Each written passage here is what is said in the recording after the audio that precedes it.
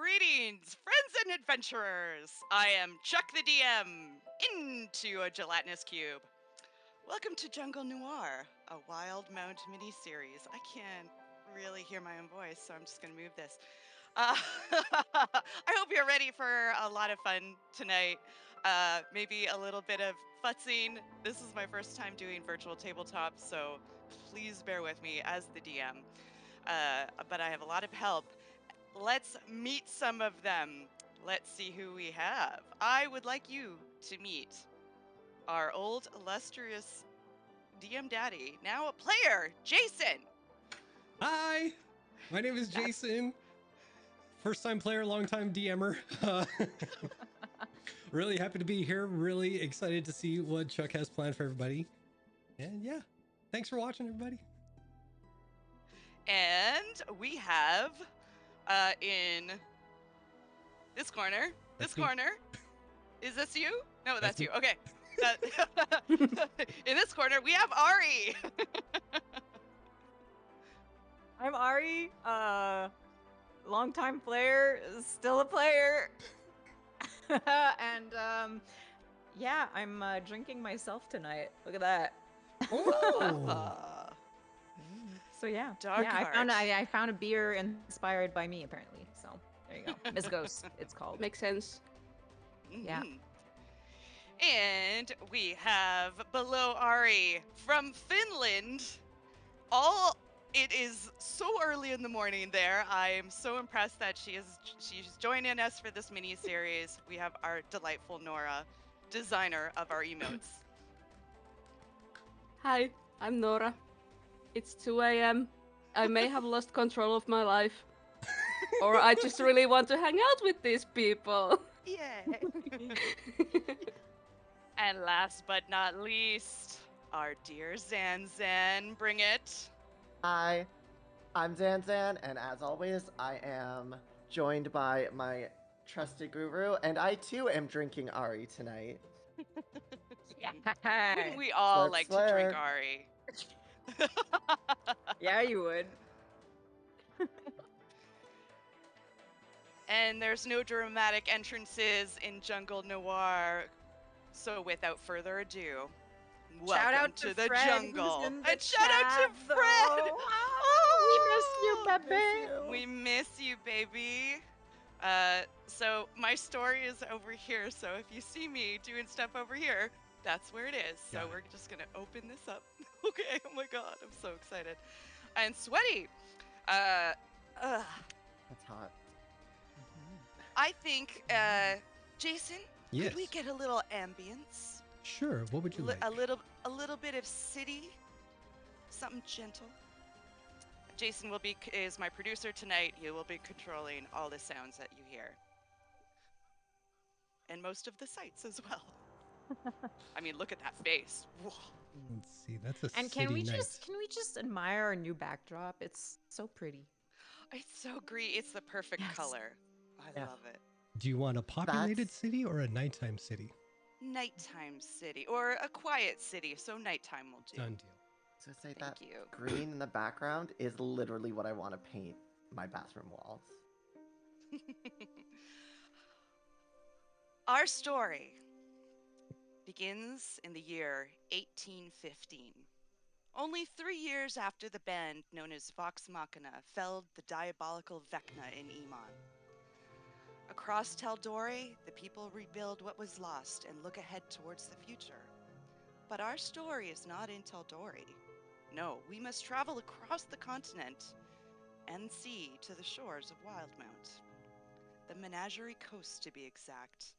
Over the tropical coasts and white beaches, past the beautiful skyports of Port Tamale, towards the mouth of the Tyoden River, and to the canal city of Tusoa, a frontier city and member of the Clovis Concord.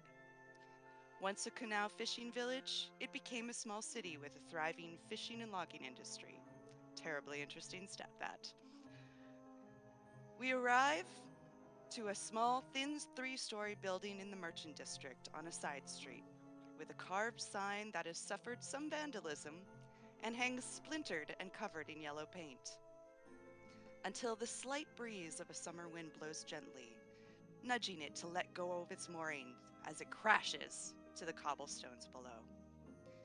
It reads, or had read at some point, the Black Anvil Company, mercenary work on the cheap. Within the building, we see waiting in the lobby a genasi. Ari, would you like to describe who we see? Of I get- course, with pleasure. And I'm just gonna read because fuck improv. I suck at it. Absolutely. Don't worry, baby. Right. So, entering the Black Anvil, one would see a medium-sized humanoid of elven heritage with long, wavy white hair loosely tied into a single braid that falls over his shoulder. Her attire, consisting of a cropped leather top, open and billowy pants over a pair of leather shorts, and a sleeveless brocade vest, features earthy tones of brown, copper, and gold. Gilded jewelry adorns her neck, wrists, ankles, and delicately pointed ears. Upon closer inspection of this 5'4" figure, one would instantly notice three of Esme's most intriguing features. Her pink skin, smooth and marbled like polished quartz, her vibrant green eyes, and the fat copper drake curled around her shoulders, opening a disinterested eye before returning to her nap. On her back, Esme carries a beautifully crafted pack with elven designs embossed into the leather, and a fearsome-looking halberd, a carved lion's face embellishing the razor-sharp axe blade mounting the long wooden shaft. Yes, I finished my description with the word shaft. Bam! That is the only way to finish a description. And I am tweeting the art right now, but I'm also going to show you guys, because you guys can see this. If you go into Roll20, you can see Esme. So Here cute. she is. Oh! I So love pretty, those Chuck. earrings. This is a surprise to me as well. I can't. Everybody got to see their sketches, but no one got to see the finished product. So if you're watching right now, you can head to the Oddities D&D on Twitter, and I will be posting this as we meet our characters. I'll just link it. Those earrings, I want those. I want those earrings in Mhm. my plug. Like, Saving photo. All right. Back to the Black Anvil. An attractive blue tiefling with cat's eyeglasses and short curling horns reads over the paperwork at her desk, making notations and tapping her full lips with a sharp manicured nail. Finally, she stands, tucking papers under her arm. Her high heels clack on the floor as she beckons Esme to follow her. The receptionist strides from behind her desk. Her tailored leather dress creaks as it strains and shifts over her shapely form. They ascend to the narrow stairwell, which has been partially damaged by some unknown force. Stay to your left, she advises, and the tiefling leads Esme to a door on the upper level and pushes it open. As the door creaks open, they see a very tall, dark-skinned satyr with a high, straight ponytail and long, curving horns of gold, sitting in a large leather chair behind a heavy oak desk. On his lap sits a pale, white-haired elf, as attractive as the receptionist, though slightly shorter, dressed meagerly in a revealing but simple burgundy outfit, their skin adorned with decorative designs in teal paint. They giggle and coo to one another till the receptionist straightens and clears her throat and raps on the door. The satyr, startled, looks out from behind his companion, and the elf is haphazardly shoved from his lap to stumble slightly off to the side. The satyr looks out from I read that. Fallen Stell to most everyone, tidies himself and tries to look professional. While he cuts a dashing figure, standing at his full height of 7 feet, including horns. His deep brown skin has a flush of being caught in a private moment. The white-haired Eladrin stands glaring at Stell, arms crossed with a barefoot tapping. Stell looks towards them and smiles apologetically and promising gifts of atonement later that evening. The pretty Eladrin saunters to the door, moving past Esme, and the tiefling nodding to them. Madam Cloud. Arlen, the lady returns coolly. The elf named Arlen pauses to give Esme a curious look and cocks an eyebrow, glancing back at Stell, saying, "Tonight, you old goat, you owe me," as they give a careless wave over their shoulder and walks towards the stairwell. Stell is risen now and greets Madame and Esme, beckoning them in while wiping the teal paint from his face. "My apologies. Have you had a chance to go over the contract, madam?" With a stony look, Madame Cloud delivers the contract to his desk. "It all seems pretty standard, paid upon return, reimbursement of lost limbs, souls, etc.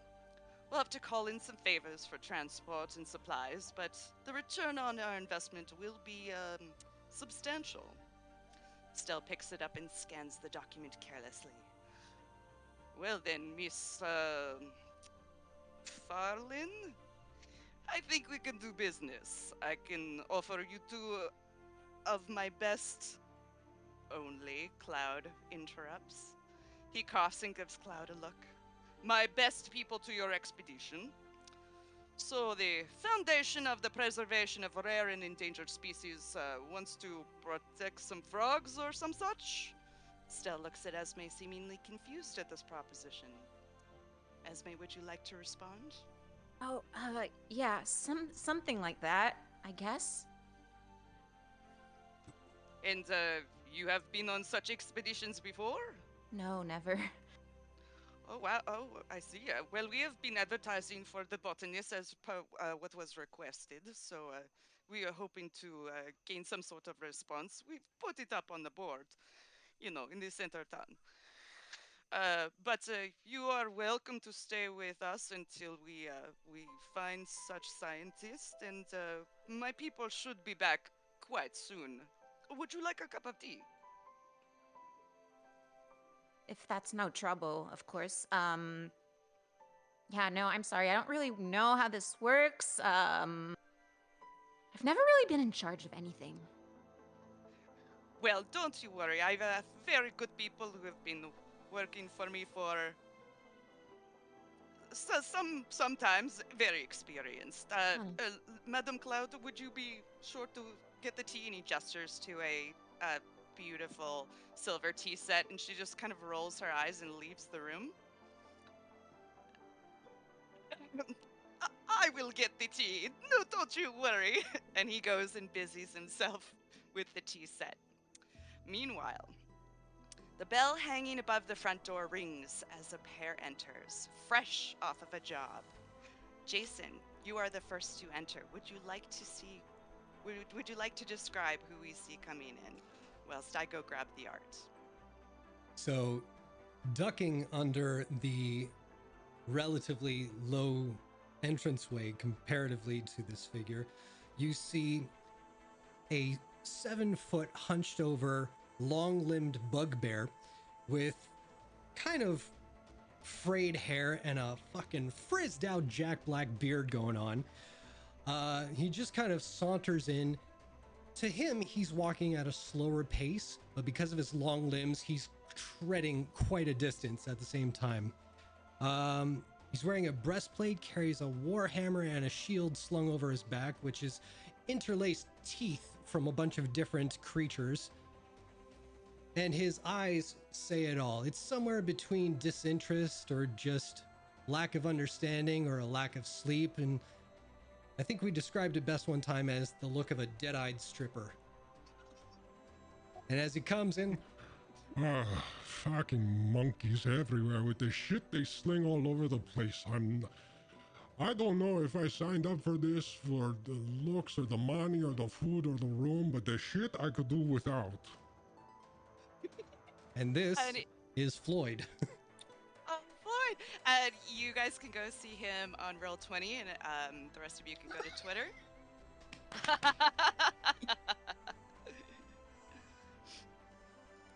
And that's our Floyd. And behind Floyd, following up, Nora, would you like to describe your character?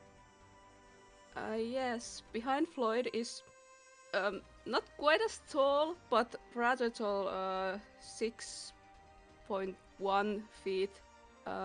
Eladrin. Her she looks like a walking frostbite, as she like. I'm sorry, I probably should have prepared a text or something, but like we don't prepare here. Come on now.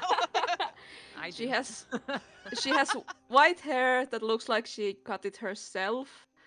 She's wearing very extremely simple clothing, something like just wrapped around her chest and like baggy pants, something that usually is worn in warmer places.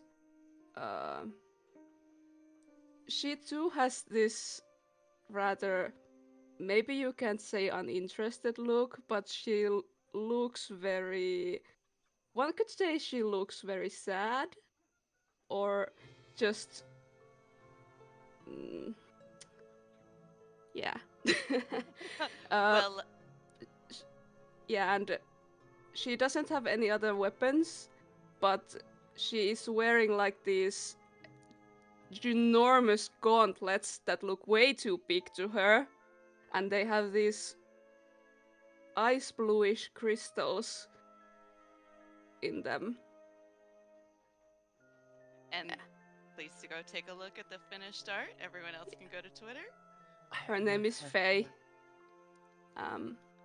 And she kind of just nods to Floyd's statement, but doesn't say anything. With the 2 entry in the black anvil covered in muck and things better left unmentioned. After a cup of tea, Stell leads Esme down the stairs. Keep to your right, he says, avoiding the damage. Ah, well, here they are now, Floyd and Faye. I have some good news for you two. We have a job. An expedition to the Lucidian Ocean. I would like you to meet the liaison for the Foundation for the Preservation of Rare and Endangered Animals, Esme Farlin. Esme, yes. Esme Farlin. I think we will just call the Foundation. We will just call it the Foundation from here on out. It is It's a mouthful. mouse. Yeah, I don't really even remember the name myself. I usually just have to like read it off a paper, and then yeah. It's The a Foundation. mouthful. Yeah. This tall drink of water is Floyd. And Wow. he is. You see he Floyd is my... currently picking his nose just a little bit before you say his name, and then he's like, and accidentally phase in the way, so it's like. She touches it like. And you see the fat Drake on Esme's shoulders just kind of like jump down and go after the booger and eats it. I it's very rude of me. I'm Esme, and that is Petunia, the booger eater. Petunia, you probably shouldn't. Yeah. You can see kind of like this mist from Faye's mouth as she breathes, like it's cold around her, and she's just like, they're cute. Petunia just looks up and goes. There are some legends called, the Demon Slayer, but we have in our party the Booger Eater. Well, I would very much like you all to get to know each other. Madame Cloud is back at her desk, just bored looking, but doing paperwork. We have to go find ourselves a botanist, because there can be no expedition without the botanist, as the Foundation has outlined in their contract. Yes. It's going to be a long one, you guys, if you are ready for it. And he just sort of gives you like a side eye, and then like the money, money. Esme Oh. blankly stares back. She's Yes, like not we getting we're what. so prepared to foundation the foundings of the findings and Chuck, cat. Oh. Peter. Oh. No. Get out of here. Okay, Sorry. well, but thank you. Good looking out.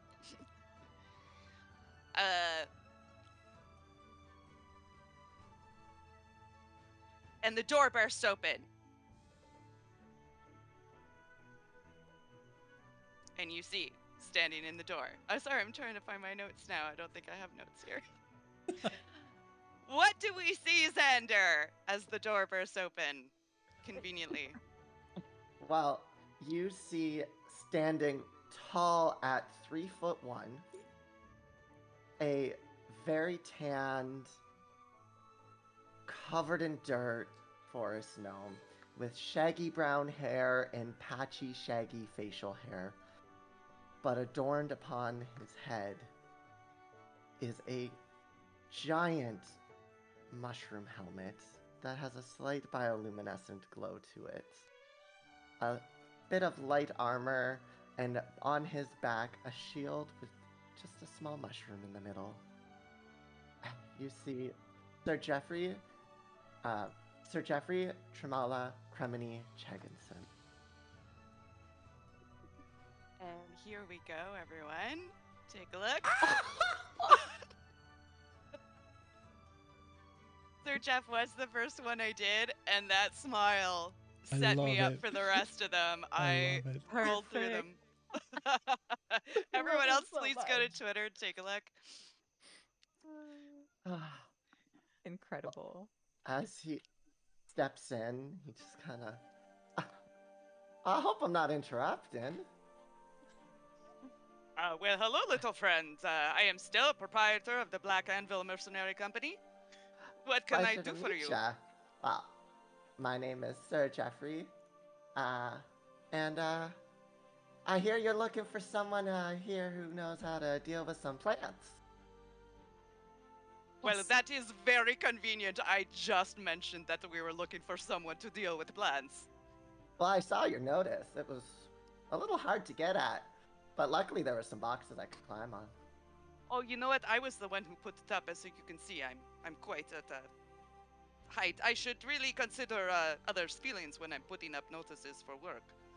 My Or put a apologies, my small stool. friend. Indeed, it is and he leans way down, shakes Sir Jeff's hand. Pleasure. Well, I'm sure Madame Cloud would love to speak with you and check over your curriculum vitae. You are all welcome to stay here as we prepare for our journey. There are some small rooms upstairs. You are welcome to them. Floyd knows that there's more than a few empty rooms, as there are only currently 2 employees at the Black Anvil Mercenary Company. As Madame Cloud, we'll check over your resume. I will probably want to go speak with one of the mages in town. Get them to message someone in Portamale for transport out of the harbor. If you, Floyd, you know the McLarner brothers down by the logging camp? Yes? The And one with Floyd- the missing teeth. Yes, the half-orc, the McLarners. They have wooden teeth. That seems so strange. I mean, they love wood. They love it so very much. I mean, it is the lifeblood of our city, you know, who wouldn't love a lot of wood in one's mouth, I suppose? Maybe to each their own, eh? Why don't you, after you guys put away your things, get comfortable, why don't you take them down to the McLarners and maybe try to get on one of their barges down to Portamale, and then we can, uh, maybe you can get them to do it for free. You We know, do the seeing as double you... dip, kind of. No. Yes. Yes? If, I mean, they're okay guys, yeah? Yeah, they're okay guys. Yeah. Okay. Well, I will leave you guys to it. Perhaps we shall meet for dinner later. There's a tavern down just at the end of the street. And I would very much to love and have a chat with you and a little drink before we send you off on your adventure, yes? Okay, don't everyone speak at once. Madam Blueberry, you know what to do. I will see you guys in the evening. Tally ho, as they say.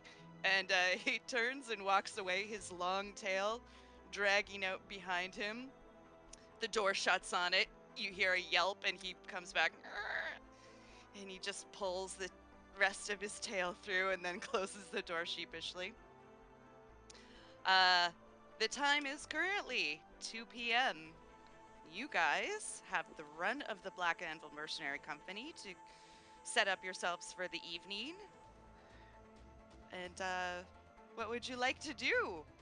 So sorry, you told me to take everyone down to meet the dudes? The McLarner brothers. McLarner. Sorry, I realized that I'm the only one who knows this. No, no, no. I'll get there. I'm dancing. I'm dancing. I'm having the best time. All right. So I guess Floyd is going to turn to everybody. Hockey smoky, here we go. So we got Esme, we got Faye, and we got Jonathan. Let's go down to the woodchucks and we get the boat together. All right? Everybody follow me, right this way. Yeah, that's right. Fuck you guys. Sir Jeff is just gonna stay behind and just waiting at the counter. And Petunia lets out a small growl at Floyd at having been forgotten in his account of the present company. Oh, that's Jason's fault because he didn't write down the name. What's her name again? I mean, you don't need to write down the name if you don't want it. But yes, it's Petunia. Ooh-wee. We got some snappy snappertons. Snappy little Drake. Snappy So- little drakes. I will gather up my fat ass Drake and follow Floyd. Your words, not mine. I mentioned it in my character description. It is a fat Drake. chunky little drake. Yeah. Madame Cloud pushes up her cat's eye glasses and looks at Sir Jeff and goes, "My darling, I think they meant you." Well, Go. I think you Well- said some gentleman named Jonathan. That's not me. You see, the first letter of the name is similar. Floyd Well- isn't exactly known for remembering names, so Well, no, Jonathan's with a J. I would hurry up Jeffrey after them. is a G. We can do all your paperwork when you return. Well, Go. okay, but I don't want to Go, go, take go. some Jonathan space. Well, okay. I'll just like slowly walk out. Like, I hope Jonathan doesn't get so mad at me. That would be bad. I don't want to make a bad impression. So you're Jonathan. I look to Jeffrey. Well, no, I'm Sir Jeffrey Tremelli Cremington Chagason. Well, my friends call me Sir Jeff. Well, Are you the say what? botanist? Well, kinda, yeah. Okay, it's just because Floyd mentioned a Jonathan, and it just got really confusing. So I assumed your name was Jonathan, but you're not Jonathan. You're Jeffrey. Sir Jeff. Sir Jeff. Pleased to meet you. It's a pleasure. And, what is your name? Oh, it's Esme. Esme. Esme Farlin, but just Esme. Well, that's a silly name, but who am I to judge? Is it? Well, back in the woods, really, the names are quite simple. Well, Esme is a pretty simple name, isn't it? And she looks like she's having an existential crisis now. I just want to point out I have an extremely long name and I called it simple. Like,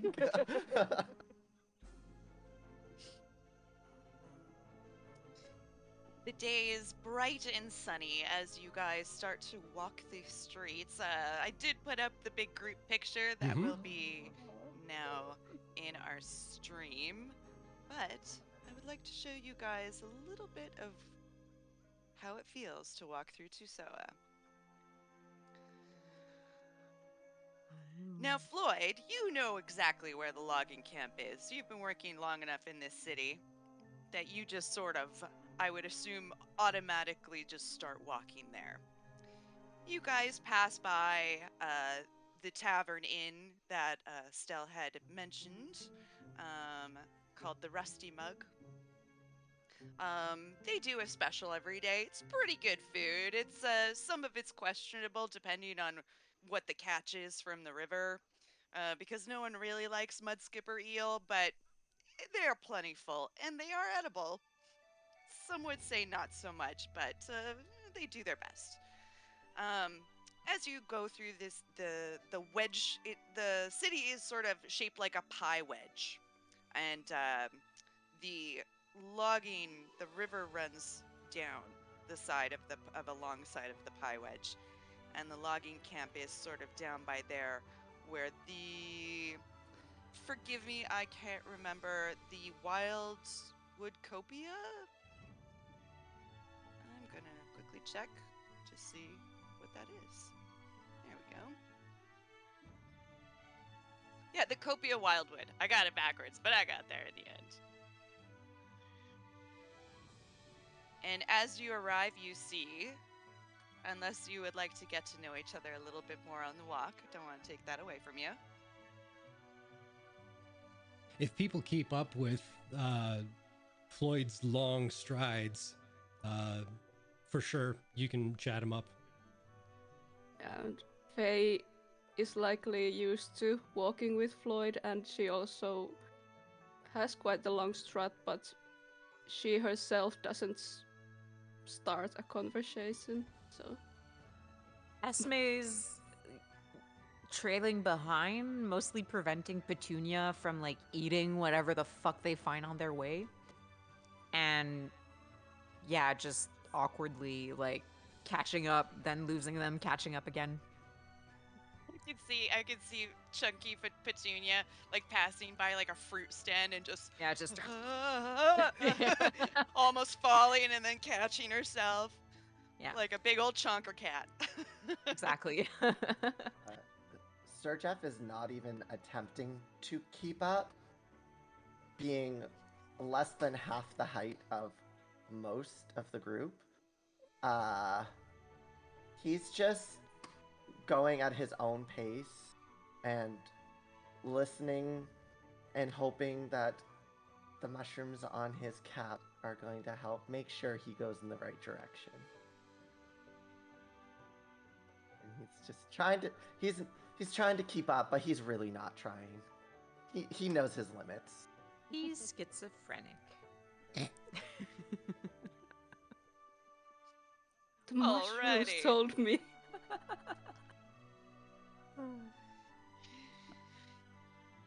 Well, the newly formed party arrives at the logging camp in South Tusoa, and you, Floyd, and I probably Faye has met the McLarners briefly beforehand. The last time, Floyd, you've taken a barge trip downriver was over a month ago, so Faye's probably not done this trip yet. But this is something that you have been hired to do several times in the past. Because Tusoa is at the top of a river that runs down the mountains and into the sea, the logging camp will build barges and lash them together, and then put more logs on top, and then run them down the river, and the barge is left at Port Damali to be dismantled and used as lumber as well. And then the bargemen generally will hire a cart or have horses waiting there and then ride back towards Tusoa. But currently, you see a very large log being cut in half with one of those very long two-person saws. And you see a half-orc, probably about mid-40s, with reddish skin, a shaved head, and a blonde, bushy beard. He's quite tall and broad-shouldered. And then you see Phil, who's in his he's a half orc in his late 30s. He's got yellowy orange skin with long brown hair, and he's quite clean shaven. He's tall and slender, and they're working at splitting this log in half. You can see other lumberjacks about the camp, but these are the two guys who are in charge of everything. Oi, what jacks? Oi, oi! Oi, Floyd! So we got you a bit of a predicament here. We have a new job, and I was wondering if you guys were heading out anytime soon. As soon as we get these logs split, we're gonna be heading out tomorrow. Any chance we could hitch ride? You gonna be working the ride? I can do that. I can throw in a little bit of beard oil as well. You're looking handsome as fuck. Oh my god, beard oil? This might be a deal. Smoky, smoky. But if you provide protection, you know, I'm losing my accent, whatever. Well, I can only speak for myself, but one of them has a dragon, which is pretty cool if I'm not lying. And we got mushroom in case we get hungry, and we got Faye. Hi, Faye. Oh, you're all. Faye, you're the new hire, aren't you, love? Yes. Chatty. Very. And are you gonna eat this little guy? Because well, I'll be honest, Floyd. That's not on. You can't My eat this sense little of guy. humor doesn't really. It goes over your head. Yeah. It's you're being sarcastic. It goes over your head too, Jeffrey. And who's this It's little? a Sir Jeffrey. Oh, he's a sir. I'm a knight. Well- I'm a knight of the Great Mushroom. I'm sorry. The what? Food. It's the Great Mushroom. It's a deity. You know, like the gods. People worship. I've heard of a lot of slipping into Australia now. I've heard of a lot of deities, but the Great Mushroom ain't one of them, mate. We're learning every day, aren't we? And this one's Esme. Dragon tamer. Oh, look at that little guy. Girl? Girl. Yeah. Girl, come here. And he he goes and he does the, because all animals know what that means. And Petunia just looks at his hand, then throws an unimpressed look back up to his face. Yeah. S- My Please daughter's excuse got her, a cat. she's got a bit of an attitude. Petunia, behave. Yeah. It's fine, yeah. They So as only this like you. So as this Go ahead. conversation is going on, Floyd will just kind of walk slowly around to the side of Esme where Petunia is, as he's still talking to the woodchuckers there. Okay, so we can be ready to go in a couple of hours, but you let us know what your schedule is. And then he very sneakily picks a booger, puts it in his hand, and just kind of holds it out to Petunia. Petunia, again, looks to Floyd, looks to the booger, looks to Floyd, yawns, and then just curls back on Esme's neck and goes to sleep. Oh no. Oh no, Ari froze. Oh, we got a frozen Ari. Faye, what did you do? Hang on. I'm coming. Happens. Oh no, I'm back in the DM chair. God, no! No! I wanted this so bad. Fumble is in the chat. Hey! Blame. Yeah, let's Never say hi fails. Never to. fails. There you go. I'm back. Okay. Perfect. After the booger is ignored, hey, Fail. Yes, Bill? Why don't you take these new ones through how we do things down here? Or up here, depending where you're from. Phil, oh, that sounds great, Bill. I would absolutely love to do that. If everybody would like to follow me, and his long, slender frames just sort of like lurks over to the barge that they've built next to the river, and a couple of rowboats that have been pulled onto the shore and are upside down. So if you guys have you been in a rowboat before? I can't say I have. I've never actually really seen the ocean. Oh, well, this isn't the ocean. This is the Tyoden River. It does get a little brackish towards the ocean. Brackish means when saltwater and freshwater mix, which is why we sometimes get sharks up through the mouth of the river closer to Portamali. I know it's very interesting, but we don't have all day to talk about sharks and their habits in brackish water. So back to the rowboats. These rowboats will seat 2 apiece. So I see there's 1, 2, 3, 4.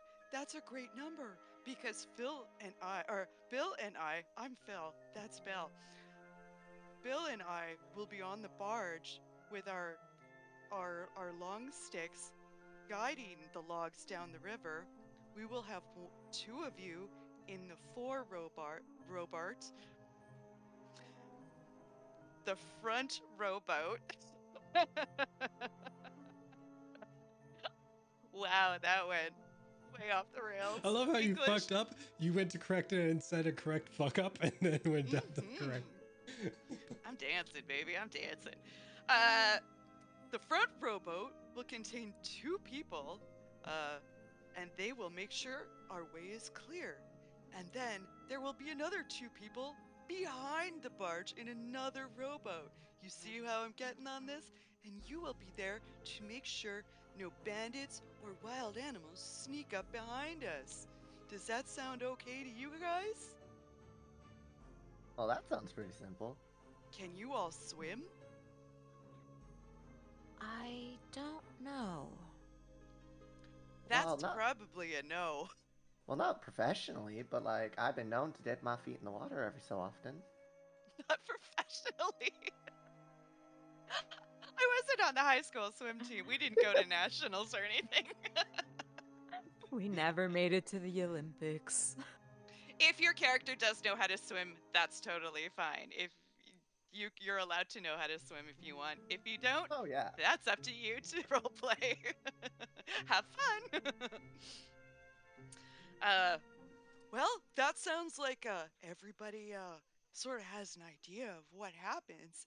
Now, there's lots of different kinds of hazards along the river, and then you hear, Phil, get over here! We gotta finish these logs by tomorrow! That's someone else yelling because I can't remember what accent I started out with, so who cares? Fishing Keep rods run wild? And you know what? I gotta get this done. Floyd, I believe we're going to be leaving tomorrow morning, crack of dawn. Super early risers. Make sure you bring a little snack on the way. The trip will take 2.5 days. As long as the boats stay on the water. Otherwise, 6-day walk. No one needs that. Okay, Phil! Get your gun big enough over here! Okay, guys, I gotta go split some more wood. So you guys have a great day. And he starts to walk off.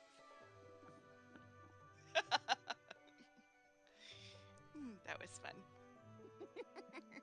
Is everybody having a good game so far? Yes, mommy. Oh no! Esme just looks confused at all of this. What am I even doing here? Like, what am I even like? Yeah. And Chuck, you said we were meeting at a tavern? Yes, for dinner. Okay. The rusty mug. The rusty flagon. It's a container. There are different sorts of places around the city you can sightsee. I would say maybe it's roughly around 3 p.m. You guys have about 3 hours before you have to go for dinner. Can And then Floyd you also Can Floyd and I take a dip in the river? a dip in the river. Because we are covered in some gunk. Oh yeah, this smell coming from our dirty adventurers is substantial. Which is probably why Petunia did not take the booger out of Floyd's hand. Well, if we have time, we could try finding a shop for supplies? I hear that's something good you should do when you're going out on an expedition. And Floyd, being a local, you do know there's a general shop, there's a blacksmith, although due to some difficulties in the past, Stella has insisted that no one shop at the blacksmith's. But you're Floyd. You do what you want. It is also called the Black Anvil, and there's been a long and very expensive lawsuit between the mercenary company and the blacksmiths. But it's there. There is one. And there's also the potion and arcane shop called Shrooms and Aura.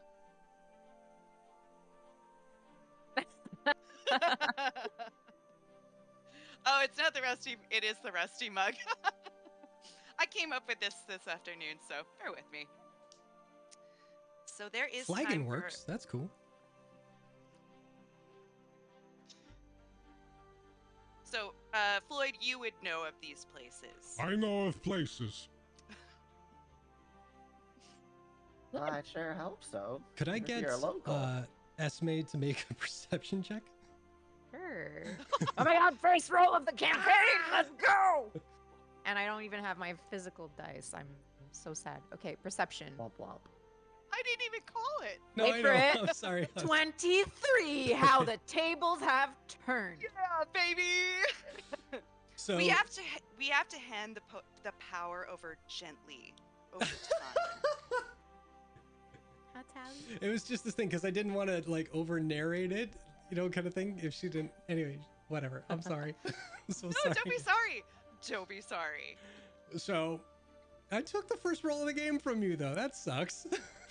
Anyway. No, my first roll of the game is still coming up, so continue. So, Esme, you see a look of like subdued panic on his face because he's at the banks of the shore and he's watching Faye kind of like plish plash on the river to wash everything off. And you're No, saying, she just okay, let's go to dips the in. shop. So it's kind of like a mental tug of war. It's like he doesn't know if she'll drown if he's not here to pull her out. And you want to go to shops and it's kind of your call.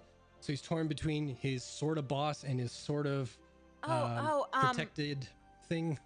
We can wait Intern. until you're all done. It's not a problem. I'm fine. Take your I time. just go under. I'll just. Ah, shit.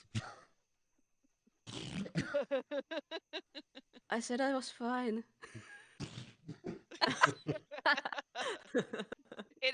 That motion actually helps clean her off a little bit better. Yeah.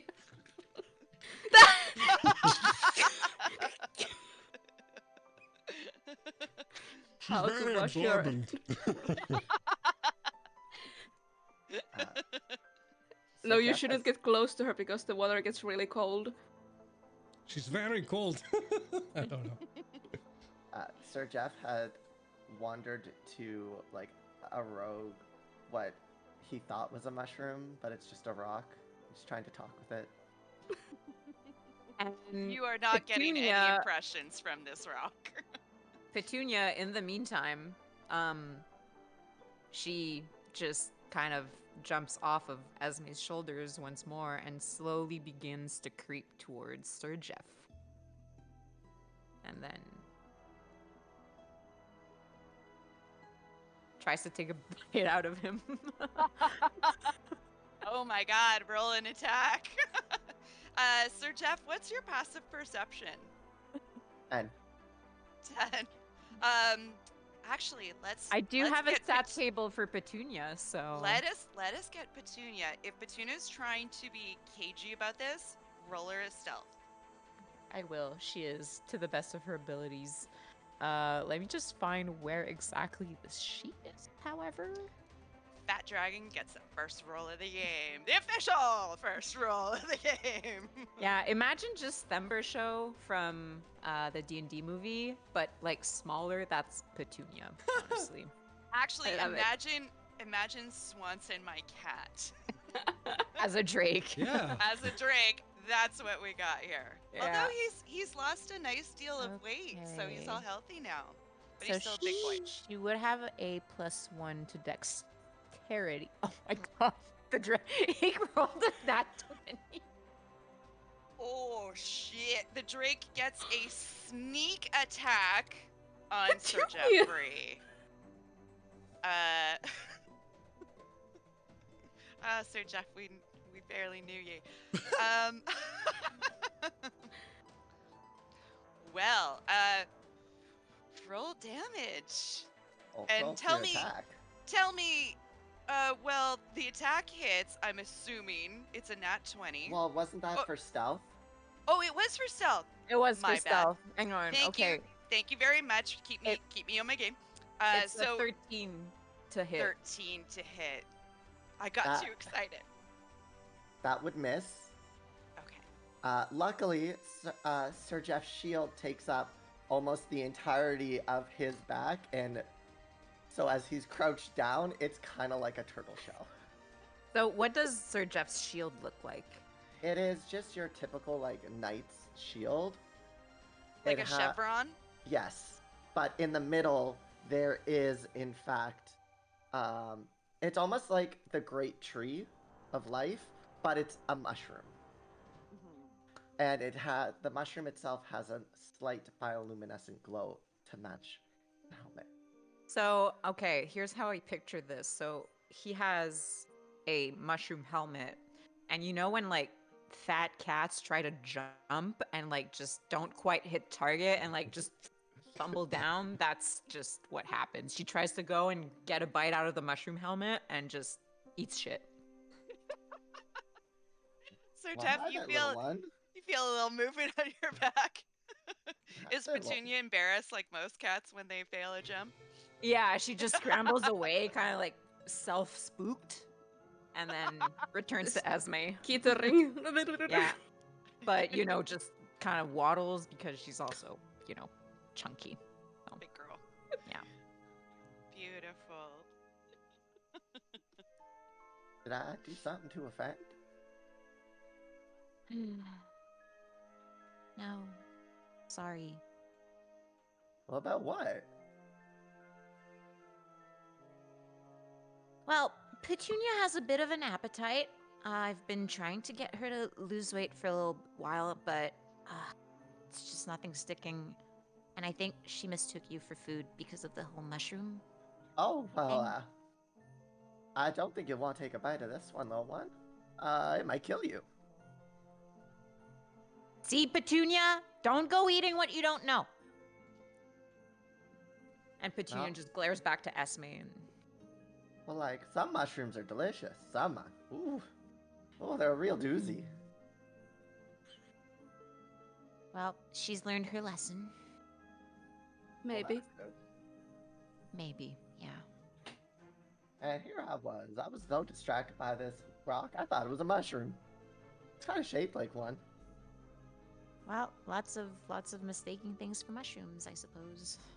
Oh, well, no, this is a mushroom. Kinda. We also have small ones on top. If I remember correctly, it's been a while since I've actually seen the top. It's The been a only time while. I take it off is like when it's nighttime and I'm so tired, I don't really look. Curl up under it. Uh-huh. And Sir Jeff would see that Esme's kind of like following the conversation, but not really contributing to much. And then, but she is listening. It's just that Yes, she seems a little Sir- shy. Sir Jeff's like, well, and it like in his mind, Let's- he's like, well, it's okay. Not everyone wants to talk, so I can fill the silence. That's no worries. Like, and Sir Jeff just it's like, so while they're bathing, ooh, that was close. I almost ooh. Mhm. Yeah, And I've Sir Jeff's just tried. gonna, like, I've been trying to avoid looking at them for the you last know, turn his back and like minute. walk backwards. Just So a matter Esme's of like- point. Floyd is not bathing. He's just monitoring. But Yeah, and doing his laundry. Faye, the statuesque Eladrin Yeah. is soaking wet in light-colored clothing. Oh, Yeah, I'm fully clothed in the water, and when I get up, I just kind of shake myself like. Yeah. Headphones go flying off her head for some reason. Yeah. Well, little lady, what brings you here? You seem real new to this whole situation. Uh, oh, yeah, I kind of. Is it that obvious? Oh well, I've been adventuring for, oof, a few years now. I don't really remember. Wow, how's that like? Oh, sometimes it's mighty lonely, but I meet so many friends along the way. I wish I could bring them, but you know how it is. But you know, I try to leave a good imprint wherever I go, helping out and all. Really, I like that. That's kind of what we're trying to do at the foundation. Actually, we're trying to, discover new species and then try and protect them from people who do bad stuff to them. And yeah, it's lovely to have someone with a similar kind of set of values, I suppose. That's so neat. I'm actually always trying to find new mushrooms. So far, I've counted around 20,000, give or take one or two. I didn't know there were so many mushrooms. We So get a many few back different in the ones. mountains, but not. I don't believe I've seen 20,000. Oh, these are just different ones. There's so many more. They're everywhere. Huh. Well, gosh, I could never actually count how many mushrooms there are. Every time I see one I don't know, I talk to it and see if it's new. And I make a new friend. Oh. Well, if you come across anything new, can you point them out to me? I'd love to learn. Well, sure. There's probably some new ones around here. I just really got here. I don't Here's remember how Harold I managed and here. Janice. We play bridge together. I didn't know mushrooms could talk. And she has just kind of appeared behind you guys. Oh, well, uh, you know, us forest gnomes have this unique ability to talk to small critters, and they talk back. But ever since met the great mushroom, it seems this affinity has so much spread out. Though they don't really talk, but I understand them. Hmm. Someone wake up Floyd. And Faye. Fell asleep standing up. Eyes Like a open, horse. you don't even realize it's. Oh my god, that's so creepy. He does that sometimes. Well, that's rather nifty. You always be on the lookout. Well, I hope he's on the lookout. Should one of us wake him up? He'll wake up in a minute or so, usually. Well, that's mighty convenient. Hey. Oh, it didn't even take a minute. Wow, look at that. Oh, maybe he was already sleeping for a minute. Hmm. I wasn't really looking, so I didn't know. And so your name was Faye, correct? Yes. And what kind of work do you do? You're I mean, I know you're a mercenary, but do you specialize in anything or I'm good at fighting. well, that's wonderful. We do need protection along the way, and if we have to fight off maybe poachers or that'll come in handy, I guess. Well, there's no need to really worry with me here. I'll be doing the fighting. You don't need to worry. Oh well, don't misunderstand me. I know how to fight as well. It's just, yeah, I haven't really had to deal with bad people before, so. Oh, well. You'll know real quick that there are bad people everywhere. It's a real shame. You can try to help them all you want, but some people really just want to be bad. Oh, that's sad. But such is life. I touch Floyd's neck with my icy cold hands to wake him up. Consent. We talked about this. But you fell asleep again. Ah, shit. Did everybody notice? I think so, yes. Shit. So, Okay, we go shop now, because I'm not okay, sleeping. You are. Shut up. Let's go. but I'm. I was pretty sure I wasn't sleeping. No, me neither. But you never There was- know. Something about the subtlety of that, just that mild deadpan interaction that tickled me right down to my core. All right. So, if you guys are going to go shopping for your basic gear for adventuring and whatnots, you can head to the Crate and Wheel. This shop is a 2-story timber and brick building with a slate roof and dwarf-wrought iron furnishings. As you enter, you see it's almost set up like a what are they called when it's like off-cast army stuff? Army surplus? Yeah, army surplus stores. Yeah, it feels like very much army surplus, like items old and new, all just sort of haphazardly put in a basic organization. But you can just sort of walk through these rows, piles of stuff. And you see a female dwarf, quite heavy set, with a big bushy black beard, tan skin, sort of brown eyes, and she's busy with a scale, and she's putting like teeth into one of them until they're even with gold. And you see a customer, just a human man, just sort of waiting, watching her as she keeps putting the teeth in, eyes wide. She goes, "Hi, Floyd."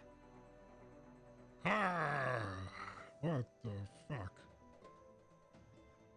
Do you have any teeth? I do. They're in my mouth at the moment, but if you want me to go fetch some, I can find someone outside. I'll give you a silver piece per. I don't tell jokes apparently anymore. That's okay. What the fuck are you doing selling teeth? That seems weird, man. The human male looks at you and goes, "She's not selling them. She's buying them." Okay, fuck it. You're the weird one, man. What you doing? Why you got so many teeth in your head? What? I've been hunting. Oh, Gotta that use makes the more whole sense. animal, man. I'm with you And now. Sorry. First thing, instincts did kick in. All right. I got some people here. They want to look around your shop. Is that okay? Yes, yes, yes. Just bring it all up to the counter, and I'll be ready in a moment. And she Alright. keeps counting. She goes, "I got a new hobby. That's why I need the teeth." And she continues to do so. I guess we all Well, it's have our always good to have a quirks. hobby. Okay. Is she gonna take her teeth?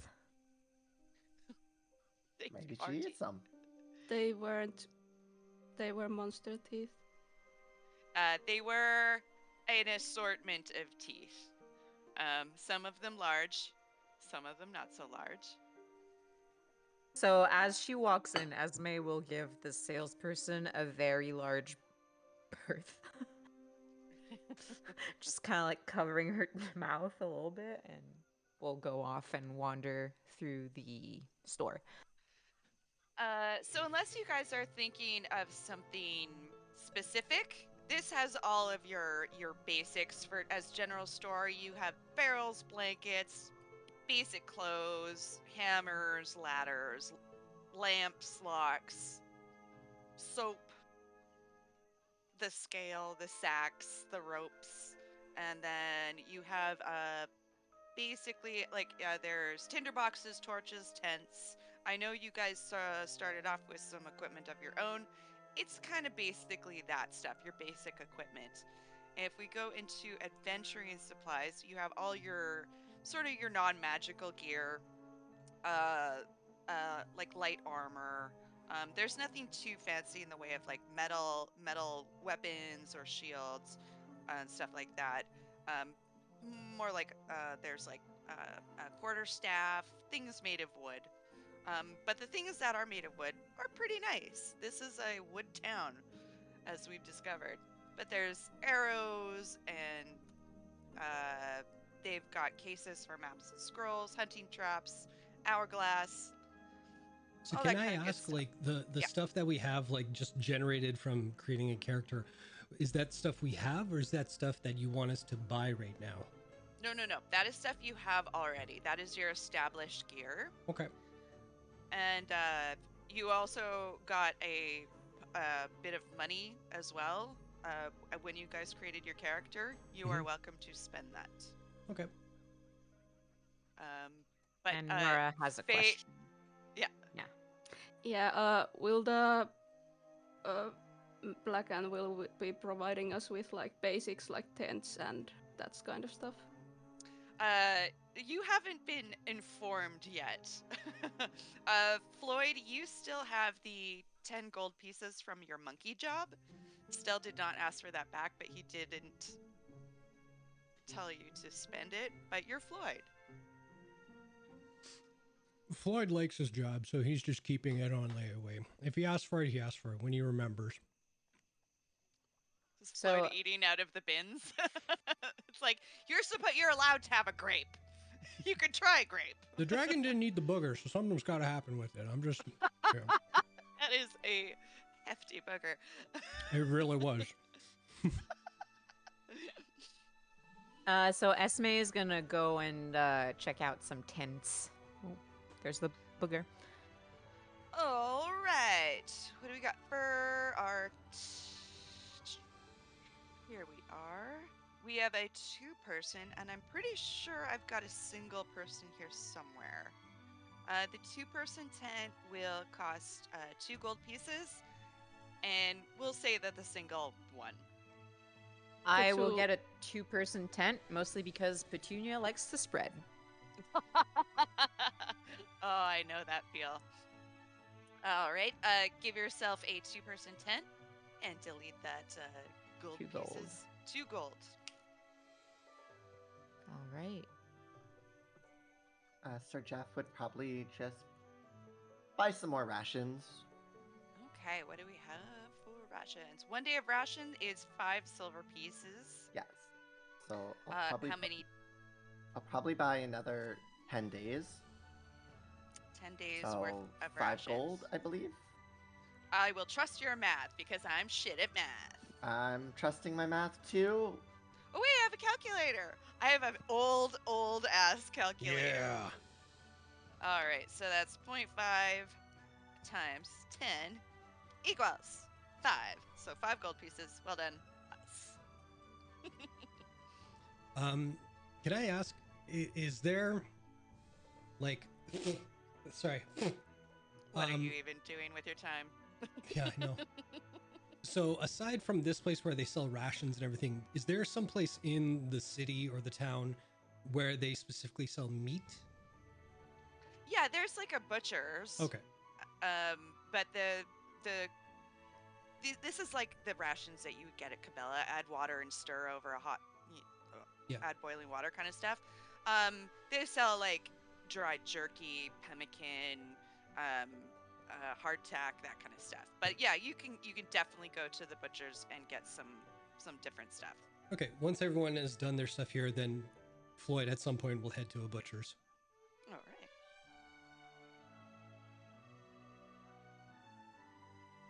So I don't have any money because I didn't like think Faye would have much money, so I'm not going to buy anything. I'm just kind of looking around. Could I? Oh, shit, I'm doing it again. I'm sorry. Could I make a perception it's check, alright. just looking, kind of like gently if you looking over his notice? protege? Yeah. For sure. Or you could just do it. Okay, I do it. Faye's an intern. You Yeah. are kind of responsible for training her up. So yeah, of course. So do I pick up that she's kind of looking at things wantingly and just doesn't have the money, or No. just she's don't ju- have money, she's don't just- interest? Yeah. Fun. Okay, great. I will actually, Jason, or Floyd, Hi. I will get you to roll an insight check. Watch this, buddy. I have a plus nothing. I think that was an intimidation check. That is an intimidation check. Ignore me. Ignore that one. Ignore Roll an me. insight. That makes more sense. 9. Insight. Yeah, you go about your day as per usual. Yeah. Face fine.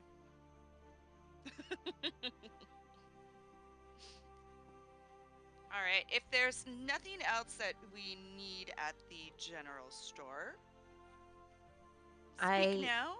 I would love to hit up the magic store next so we can grab a few potions of healings just in case there's injuries on this expedition. This is smart planning. I like you more and more every time you speak. All right, this way, She once blushes a little. we will meet everybody outside when you're done your shopping. We will go on to the next place, so meet us out there. Thank you. Except it doesn't show because her skin is literally like the texture of Stone. quartz. So, yeah. I Okay. always forget y'all need potions. I usually just heal myself.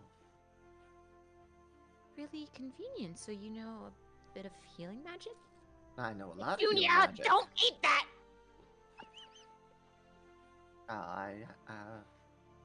The gray Petunia, mushroom has given me so much.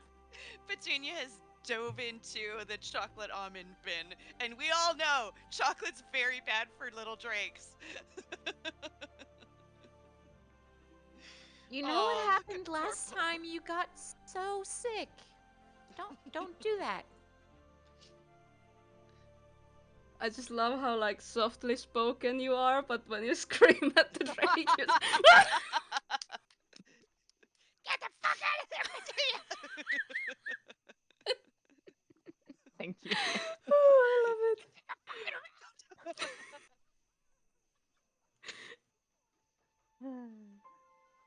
So sorry. We what were we saying? We will be heading to Shrooms and Aura. That's the potion and arcana shop. And it's not known to have too much, but it's got bits and bobs. All And, right, we were talking about healing. Magic. Floyd, if you want to continue on your way with the rest of the group, or if you want to split off and head to the butcher's on your own, I leave it to your decision. I think I'll wait, just to be a lookout for everybody, guide them, since I think one or two of them are new to the place. For sure, getting to know you. We're Getting to shopping na together. na na na na. I got that All right. reference. You walk through the narrow streets of Tusoa towards Shrooms and Aura. The shop is a single-story building hewn from a large piece of crystal in the shape of a mushroom. It's astonishing that Sir Jeff had not spotted this before, but it's sort of tucked away within the city.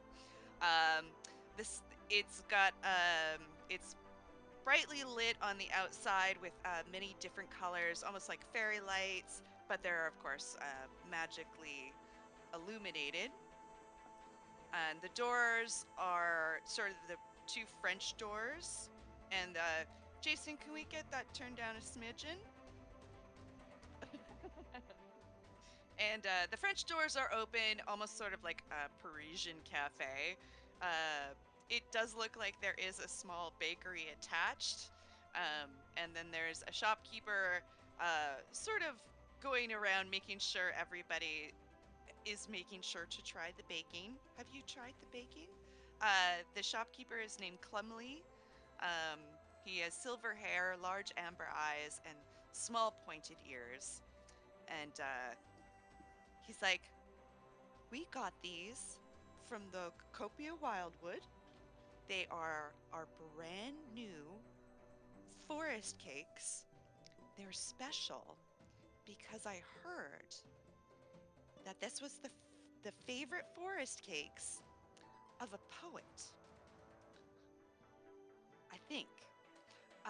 But please try to enjoy them. If you like them, come back, buy 6, buy a dozen. And he sees you approach, and he goes, "Oh, hello. Please go. Welcome. Go inside. Please have my wares. If you would like a forest cake, They are delicious. We're celebrating poetry, and it goes back to the people sort of sitting out on the patio chairs who are like, "Yeah, can we just eat our cakes? We don't need." I'll say for this shop that Floyd stays outside because he doesn't really have much of a sweet tooth. So I think Faye would come here whenever she can to get some sweets. Definitely. And it's mostly, they don't do like full baked cakes, or they're not a full bakery. They just do like little, I can't remember, pâté choux. Oh, choux à la crème? Yeah, Like, yeah. Small little- baking. I know. Muffins. But choux pastry is the crispy pastry with the and the with the cream in it. inside. Yeah, Stuff choux à like la that. crème. Yeah. eat the shoe There you puff. Yeah. Not the Right. shoe See, puff. On a My board. people, my people. Would you like to ride the shoe puff? How much Would you is like to ride a shoe? how much Okay. is one cake? Do I have? Can I afford it? Here, let's take a look at food prices. They're not very expensive. Oh, hello. Hello. Where's my grub here? There you are. Probably like a copper piece. Yes, I have that. Nice. I'm going to buy one. You get a forest cake for 1 copper. Yes. Oh, I'll try one as well. So 1 copper. Well, I know you're trying to push these cakes of the forest, but I was wondering if you happen to have any moss cakes or anything of the sort. Moss cakes? Ooh, that would be an interesting flavor. Oh, What they're kind of my moss? favorite, next to the mushroom ones. Are they local? Are you a local connoisseur of the baking arts? Oh, well, no, I've just traveled around lots, and especially in the places near caves or in the underworld-ish places. Not really in the Underdark, but like, with the rock gnomes and such, they tend to have a lot of moss and mushroom Ooh, delicacies. yeah, I've tried some of those. They're very good. Yeah, you just gotta make sure you clean the moss off properly. You don't want too much dirt, but a little dirt, don't hurt. Well, I'm quite busy right now, but I'd love to pick your brain about how to put the moss cakes together. Or do you do a savory bread, perhaps? The panic in Sir Jeff's face as someone who only eats and does not cook or bake at all. Oh, well, I could tell you what it tastes like, but that's really about all I know. Well, I mean, please come back when you have a little bit of time. We're usually not that busy. Just before lunchtime, like 11 o'clock. Come then, we'll chat. All right? Just holler at me if you need anything from the potion side. Will So, do. Thank you very much, Lee. Well, that's kind of what we came for. The cakes looks delicious, but yes, I potions. Of course. You can see that, like the baking side of the shop, it's just like a little stand attached. It looks way newer than the beautiful potion shop. Almost like a shop owner who's kind of lost interest in one thing and is gained interest Wants in to another. branch out. Yep. Yeah. But he comes over to help you. All right. What are you looking for?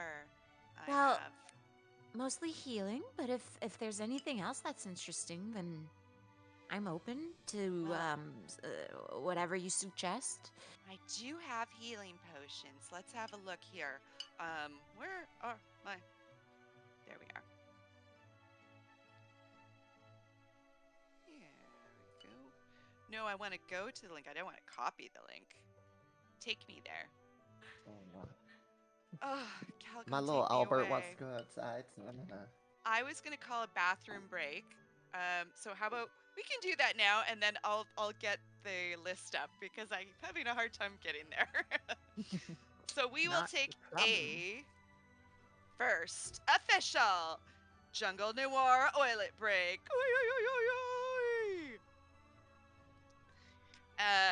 Thank you all so much for joining us for this first half of my very first game in many, many years. I hope you're having as much fun as I am. And take a look at the art. It's some of our old campaign art done by me at Productigul on Twitter. Chuck the DM. And you can see our beautiful emotes of the Oddities crew done by our fabulous Nora, who is enjoying a lovely bit of cake. All right, we will It's see all you guys gone in now. about 5 to 10 minutes. And thank you so much.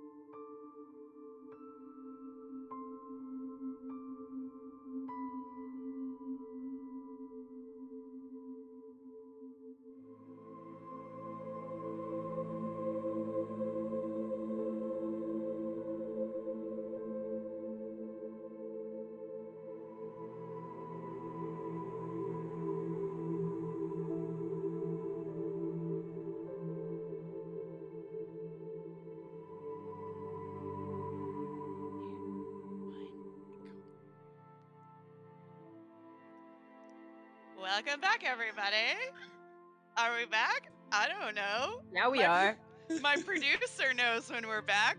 I don't. I have a delay on my Twitch, so like I don't know what's going on here. I hope you all got some drinks and some snacks, and we're gonna get into some buying some potions. Woo! Adventure. I can hear Vera screaming. I'll be right back. You can buy. I won't buy. We will do some potion buying. So you were looking for some healing potions, and producer Jason, can I just get a little bit lower on the music, please? As for potions of healing, I've got 4 of the regular. Those usually go at about 50 gold pieces a piece. I have 1 greater healing, 150. We do have a superior, and if you're interested, I think I've got some supreme in the back. I can go look if you want, but it's pricey.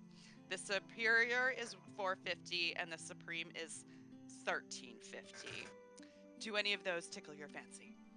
Oh well, I'll have one of the regular potions of healing, please. All right, that's 50 gold pieces. Yeah. Well, do you have anything other than healing? We do have 2 potions of climbing right now. Oh. They've been in stock for a while, but the lumberjacks really like them when they have to take the tops off the trees. They go rowdy for them. Those are 180 a piece.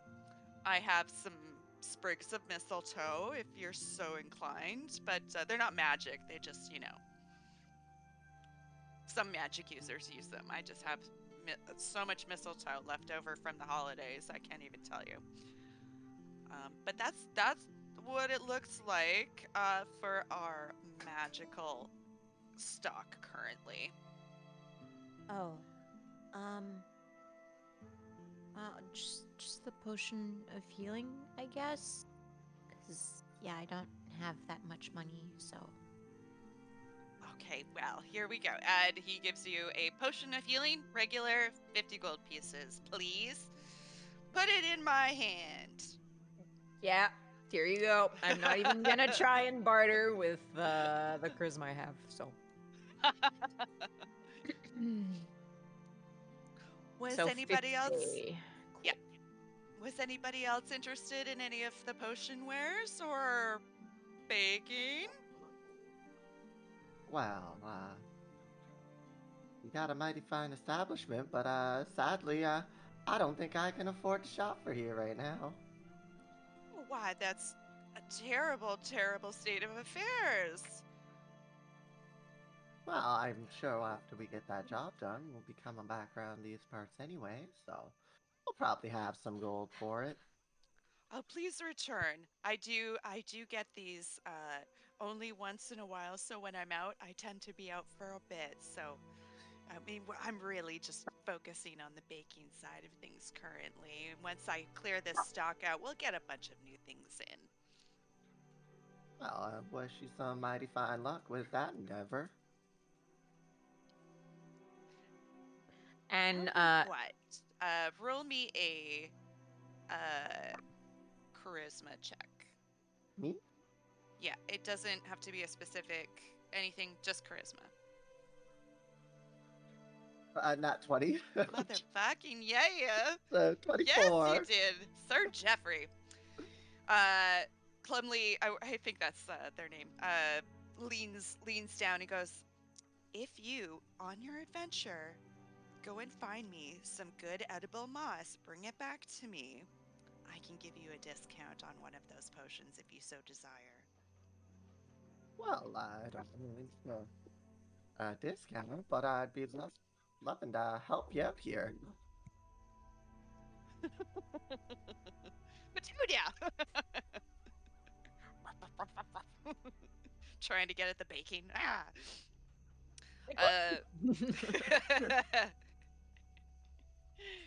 Well, if you do promise to bring me back some of that tasty, tasty moss so I can try some things out, we can talk recipes when you return.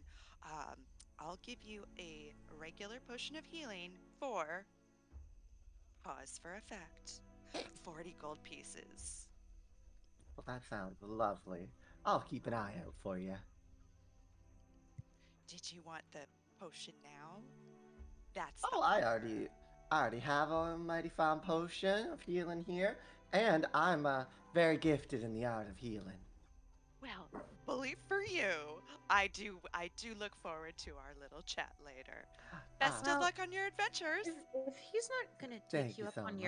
your offer, then maybe we can strike this deal ourselves and Are you all together? Well, yeah, we are. I know we're a little bit of a motley crew, the two of us, but we got two more outside, but I'm just eating the cake on the background. Well, if that's the case, then I will forward the deal to you, my dear. And looking at Esme, and he takes 10 gold pieces and returns it to you. thank You you. just It's you very- just make sure this little treasure comes back. Of course. Thank you. that was I'll mighty keep an nice eye of out ya. on moss as well. Just Perfect. Yeah. Thank you. Different Like they say, kinds of moss. two I wonder heads if you always can. better than one. brings back poisonous moss. This That's lichen fine, I can kills you cleanse it. in 5 minutes. Oh, don't you worry about that. I can cleanse the poison. Maybe I should get into poison baking. I'm sure there's tons of assassins that would like that. And they start to like go off on a Oh, tangent. well, I would highly oppose to that, but oh dear. I have to go make some notes. Have a lovely Mm. day. That didn't quite go the way you planned it, but hey, you got some money off. Now that was swell. thank you. It's all thanks to you, Sir Jeff. It's nothing. You know what they say, a bright smile gets you anywhere. Have you guys seen 30 Rock? There's the intern. This is so the feeling I'm getting from Sir Jeff. Perfect. And yeah, I guess we'll both exit the shop and grab Faye on the way out. Mhm. And where to next? I know Floyd was interested in hitting up a butcher. Yeah. Okay. Let's see what we got here for food. Doo-doo-doo. I can't believe my first roll was nat 20. That's great.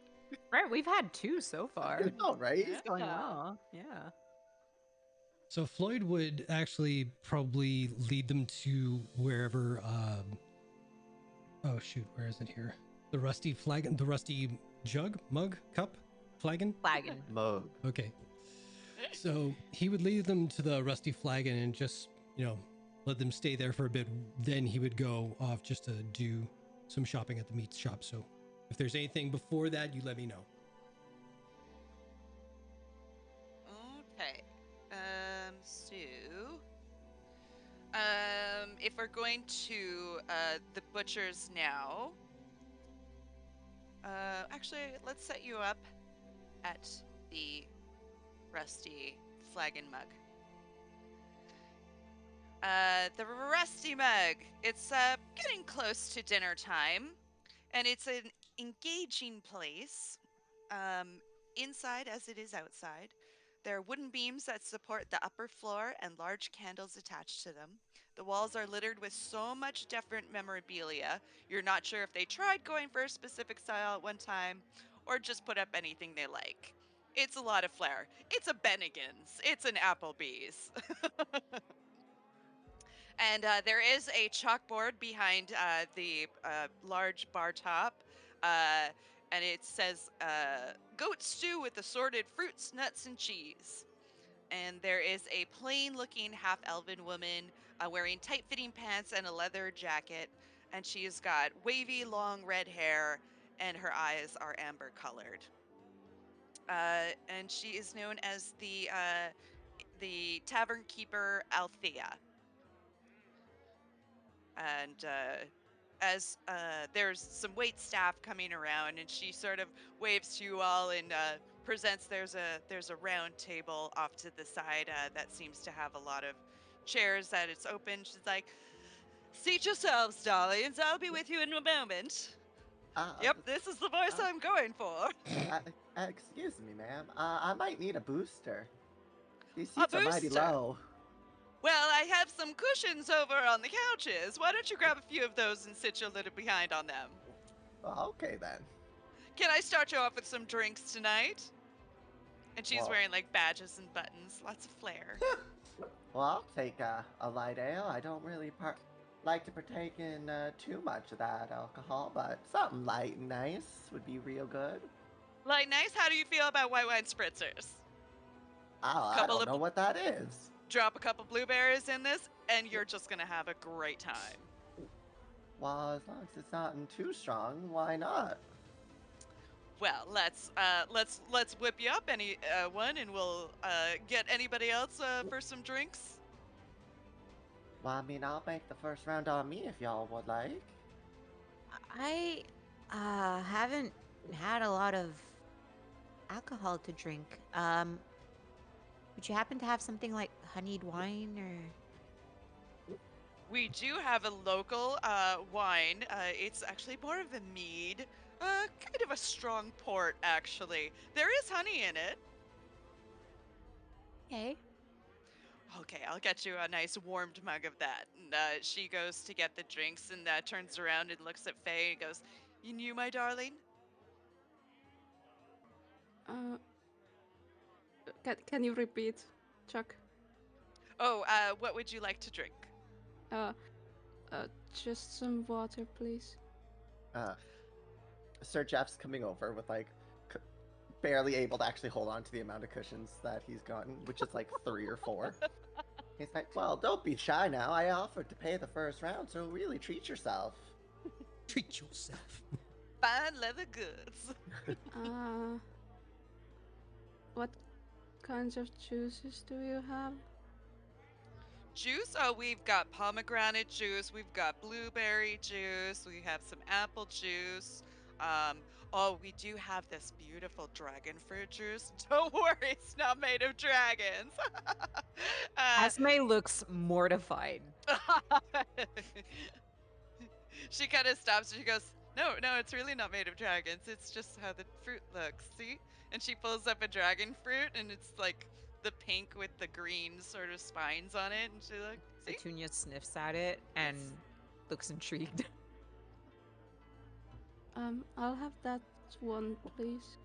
For sure. And with an expert hand, she grabs one of the knives and like slams it down on a cutting board, cuts it in half, and then like sort of tosses it up very, very cocktail, and just squeezes it into a glass through a strainer.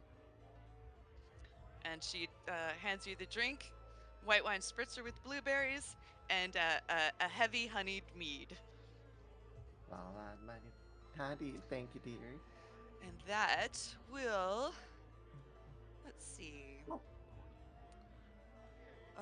I'm sorry. Before you add all of that up, would it be okay to have another cup of the mead for Petunia as well, please? Oh yes, of course. I mean, if you've been planning on trying to get her to lose some weight, I don't think a mead would be the one you'd want to go with. I won't hear the end of it if she doesn't have her own cup. Yeah, well, you could always get her some of that dragon fruit. It does look pretty good. Do you want the dragon fruit? Yeah, she says it's she feels weird about that. Well, then there's some blueberry juice. I just think a healthier option would be better when you're trying to lose a little bit of weight there. She says to mind your own business. Yeah, I know. I can understand her. The meat is already poured. He goes, well, that will be 1 silver piece, 6 copper, if you'd be so kind. That's no problem, dearie. Would you be able to break a gold coin for me? With my teeth, I could try. Yes, I can make change. Thank you. And so you can take a 1 silver, 6 copper. I'll just For wait. that. How much was it? It was 1 silver, 6 copper. So I So a will silver and a half. leave. I And how many usually silver to a gold? Is it 10? 10. So I usually will take a gold and make myself some change in D&D Beyond. Yeah, so minus remove one. 10. I gotta math this out in my brain.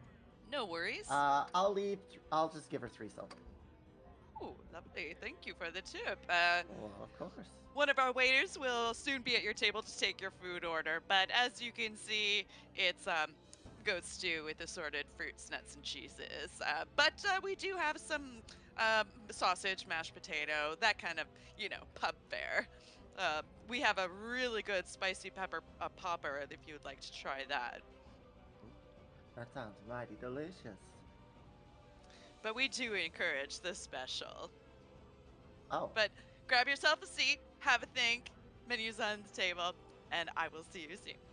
And if we would like to move over to Floyd at the butcher's shop, you have made your way to the butchery Golden Goat. Goats are very popular here in Tusoa. So before Floyd enters his one of his favorite places, he makes sure to kind of, part the hair in a very flattering way and just kind of with the grease from his sweaty forehead to kind of like mat it down a little bit, His eyes begin to tear. He's like, perfect, right. Pops out the beard and enters the establishment, ducking low. And you see, a female gnome named Tana Symphony. You've seen her before many, many times. And she does create a symphony of meats. She's always in a well-pressed white apron. And for some reason wears a suit underneath it. Very, very prim, very proper, very professional. And she has a. Sorry, I've used this before. She has sort of auburn, almost like brown with hints of gold in it. Shoulder length hair, but she always wears it up in a ponytail just to keep it away from the meats when she's making sausages.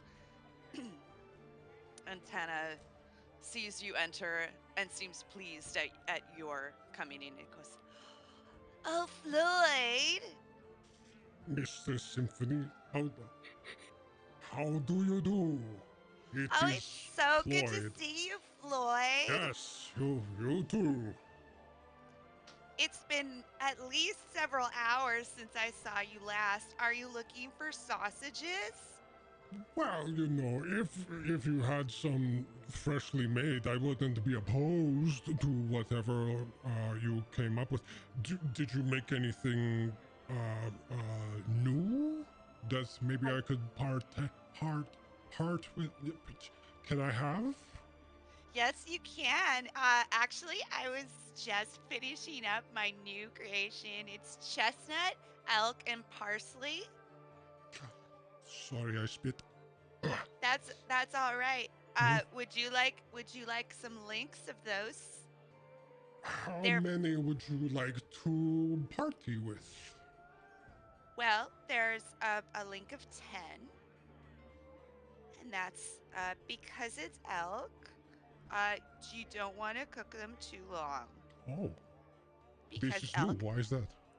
elk has a very low fat content, Oh, and they will dry out like immediately. we don't want that. We don't want dry wiener. No, you don't. Oh, This okay. is something that you would cook low and slow, maybe in a pan with some butter. You could even get fresh sprigs of rosemary with the butter, let it simmer, and then pour the butter on top of it. Are they flirting? I'm sorry. Is this foreplay? Miss Tana, Yes, Floyd? I will take 20 of your savory sausages.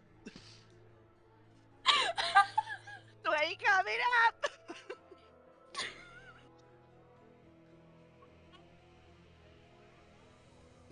I love much. Oh my god. Butcher sausages. Floyd will pay whatever she asks for at this point. Let's have a look here. For 20, I'm going to say, if that's one silver piece.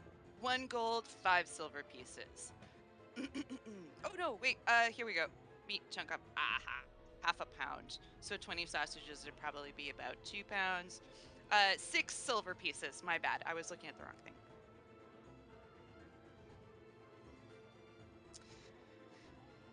And she packs them up in packing paper. And she bought this butcher shop from a human man who had it built, and because she's just a little gnome, she's only corrected the counter to fit her size. The rest of it is way high up, so you just see the top of her head sort of bob back and forth. and then she sort of Yeah, to kind of counterbalance that, Floyd is like down on one knee.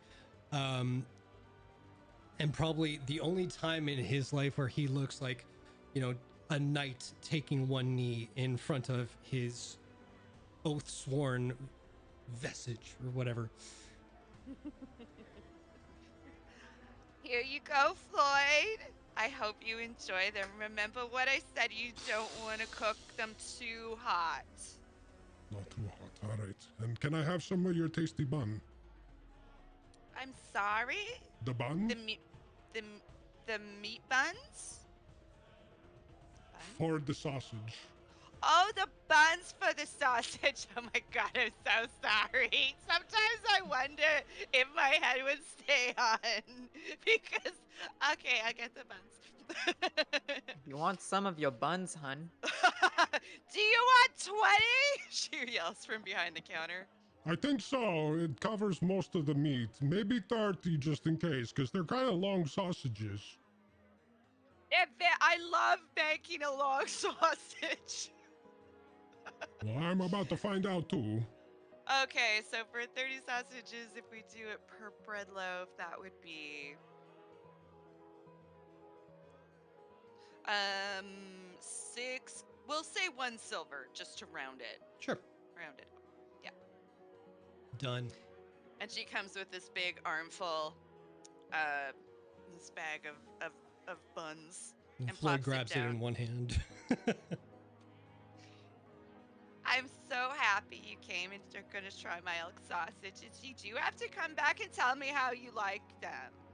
I shall do that. I did like the last ones. They had the bit of the juniper and the garlic. That was nice. Oh, I love the juniper and the garlic. Those are very nice. Nice sausage for a nice man. I do. Yes. Thank you. That's nice words coming from your face. Okay, I'm going to go now, but I'll be back later. Have good time. He curtsies. And he bashes his head, not realizing like he's not low enough.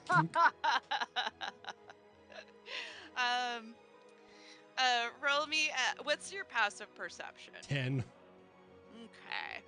You do notice on the meat, the paper that it's on, there is a little thanks, Floyd, heart. Aw. Yeah. I mean, you probably pay her rent. Cool. Right on. Win-win. All right. So after that, I will head back to where I left the rest of the folks and join them in the bar. I have to Well- write down all this information because I have a feeling we're going to revisit Tana Symphony at one point. I love that name. You excel at my weakness. That is, wow. No. I'm using Catsoon.com Oh. NPC generator, and I just click until I get a description that I think is appropriate. That's pretty cool. Tana Symphony is a really good name. So Yeah. Catsoon.com. Good for all your generating needs. Urban Hair and Gnome. All right. So you return to... When- Oh, yes, Faye. When Floyd comes back, Faye just kinda looks up at him and is like, "How was Miss Symphony?"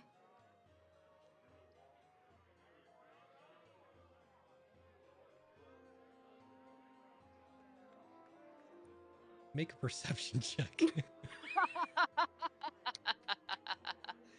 And that will be rolled against your performance. Okay. 16. Oh, Performance?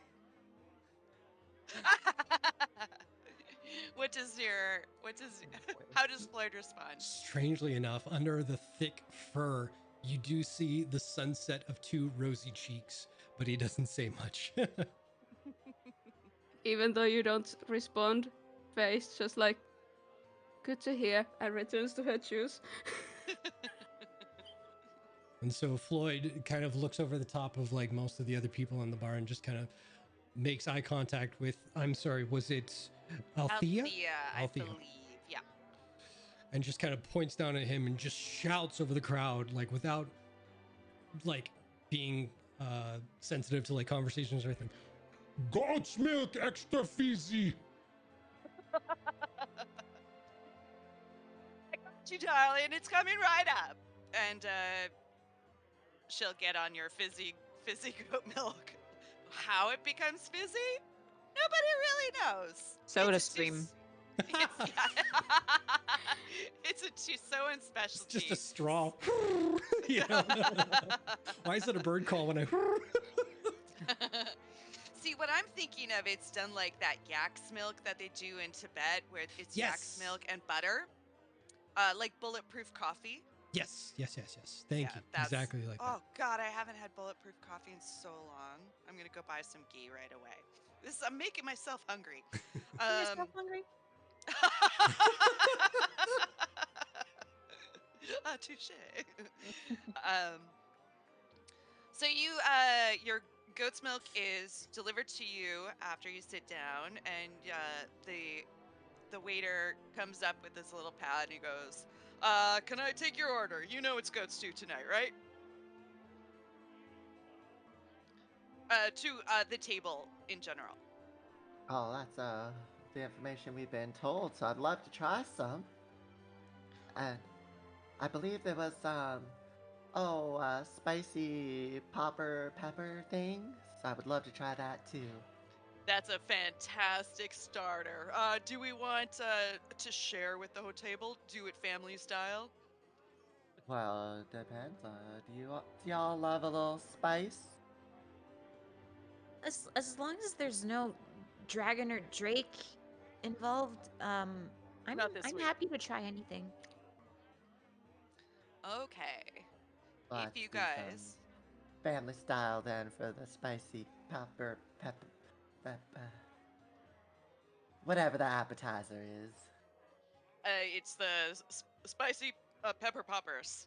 Ah, It's new on the Gesundheit. menu. They're good. I've tried them. I really like them.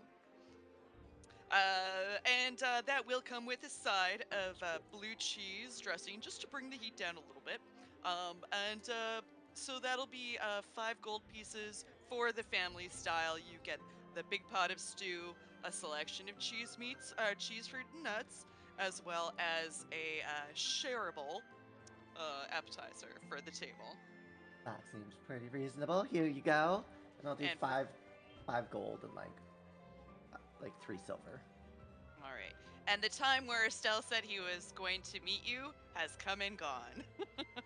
Oh, Uh, yeah, he was supposed to be here at 6. It is about 6:15, so he's a little late. But Floyd, Faye, you've had experience with Stell. He's not exactly Mr. On time. Always appears fashionably late, so this isn't unusual to you two. And Sir Jeff has paid for the family feast, the family feedback Yeah. feast. Okay, and that was 5 gold pieces for everybody. Yeah, All thank right. you for the food, Sir Jeffrey. Well, that's no problem at all. Don't sweat it. I don't come along with gold often, so when I do, I like to share.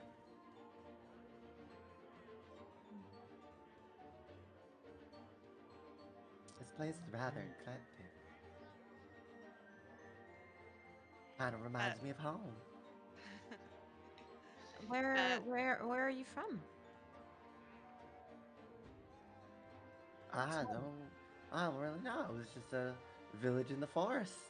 I could always find my way back, but never really asked if it had a name, you know? Is It it was just home. is it a forest nearby? Oh, I've been traveling for so long, truth be told, I don't quite know where I am on the map. I've just Ah. always kind of followed where the mushrooms have guided me, you know? Oh. Huh. That's interesting. It's been a fun time. Esme, you're sort of I'm not too sure how your internal clock is, but just knowing what your character skills are, you feel like it's the sun's going down. It's getting late. Still no Stell. Is Mr. Stell usually this late? And she looks to Floyd and Faye. oh boy. Yes. Would I know? You're used to him being late, but it's sort of coming. You guys probably have the the food has been delivered. It's still steaming hot on the table. Usually Stell would have arrived at this point.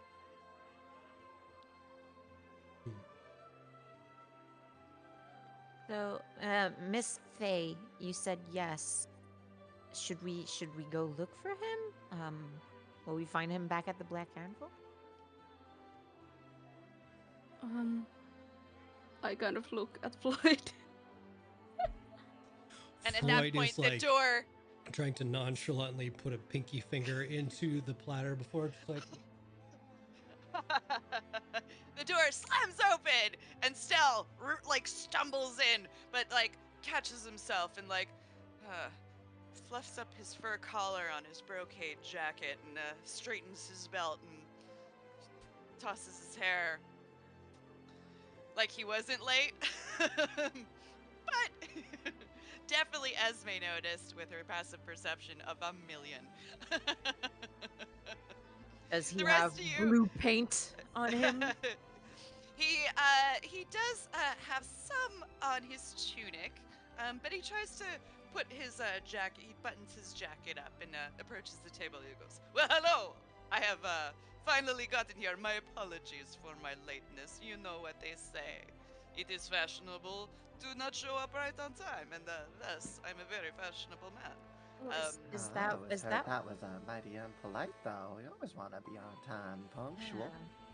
so do Floyd you- will get up as he approaches the table so that Floyd's back isn't to the entrance anymore, and he can sit there and Floyd will sit opposite. Okay. And with a flourish, Stell coils up his tail and puts it under his chair, and he sits down. He does have an extraordinarily long tail. He hears the draconic version of like an angry cat yowl as his tail just kind of like hits Petunia. Oh, I'm so sorry, Petunia. I did not mean to offend. And my apologies, Sir Jeff. Sometimes I get a little carried away with my business elsewhere. I will try to be prompt for you next time. Does that sound good? I'd be mighty appreciated. Thank you. Excellent. I see that the food has arrived. That is fantastic. I, however, have already eaten, so please do not wait on my account. Oh, Mr. Stell, I'm You're naughty. sorry if this is somewhat rude, but there's a little stain on your tunic there. Oh yes, there has been some repairs at the Black Anvil ever since Faye has joined us. Certain things can get a little bit boomy, a little bit explosion-y. But with all Faye, bring your chin up. You know you are a capable and talented woman. Uh, Accidents, they happen. I was doing a little bit of spackling. I wish I could Heckling. I wish it were in my character's nature to make an insight check at this moment, but I won't. I believe everything you say. Yeah. Sir Jeff is Perfect. just shoving the peppers into his mouth and just like not even paying attention to how many he eats. He's just like a kid just watching it happen. Just I can't remember where it is on the Coville scale. I think they're called serranos. They're like they're above jalapenos. Yeah, That's not spicy. not too bad. I can't really. It's if you're not used to it, it is. But yeah. Roll me a Constitution check. Oh boy. Save or just check? Oh, save. Save is good. Thank you. On save. Is that it? It's gonna be a 14. Oh, that's pretty good. You feel the heat sort of like travel to your cheeks and your ears, but you do not break out in a sweat. In fact, you actually quite like this spice. It's very pleasing to you, and you're like, whoa. I'm gonna This is a stick thing. a little bit up into the mushroom cap. For later. Has all the little folds and just shoves it in. I can't imagine all the things that must be in there. So much stuff. Mushrooms even.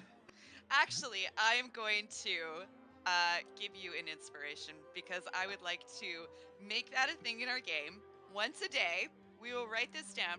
Once a day, Sir Jeff can go into his mushroom cap and pull out a regular item, but it has to be small enough to fit in. Yes. I love that. We can find a table if you want to roll randomly for it. So write that down. We'll put it in our notes for next time because I fucking love that idea so much. All right. Where were we at? I got carried away with that. Estelle if- just sat down and was talking about Estelle just sat down. repairs. Yeah. He definitely did not give or get head. So Oh, let's just. not what he's about Well, at all. spackle. Haven't seen him doing that multiple times. Tackle. Yeah, actually, if the two that know him want to roll an insight, if you Oh, so I know. desire. I mean, Floyd, oh yeah, for sure, you know he's lying. He's just trying to save face in front of these new people. Faye, that dragon fruit drink is really nice. and the peppers are pretty hot. Yeah, so you're chugging that stuff back. Well, I mean, I think we should probably, as you're enjoying your dinner, maybe, and he gets a drink, he's like, once we're done, we will talk about exactly what the Foundation is looking for us to do. We will take a look at the plan that they have given you, Esme. Oh, yes, I have the letter right here.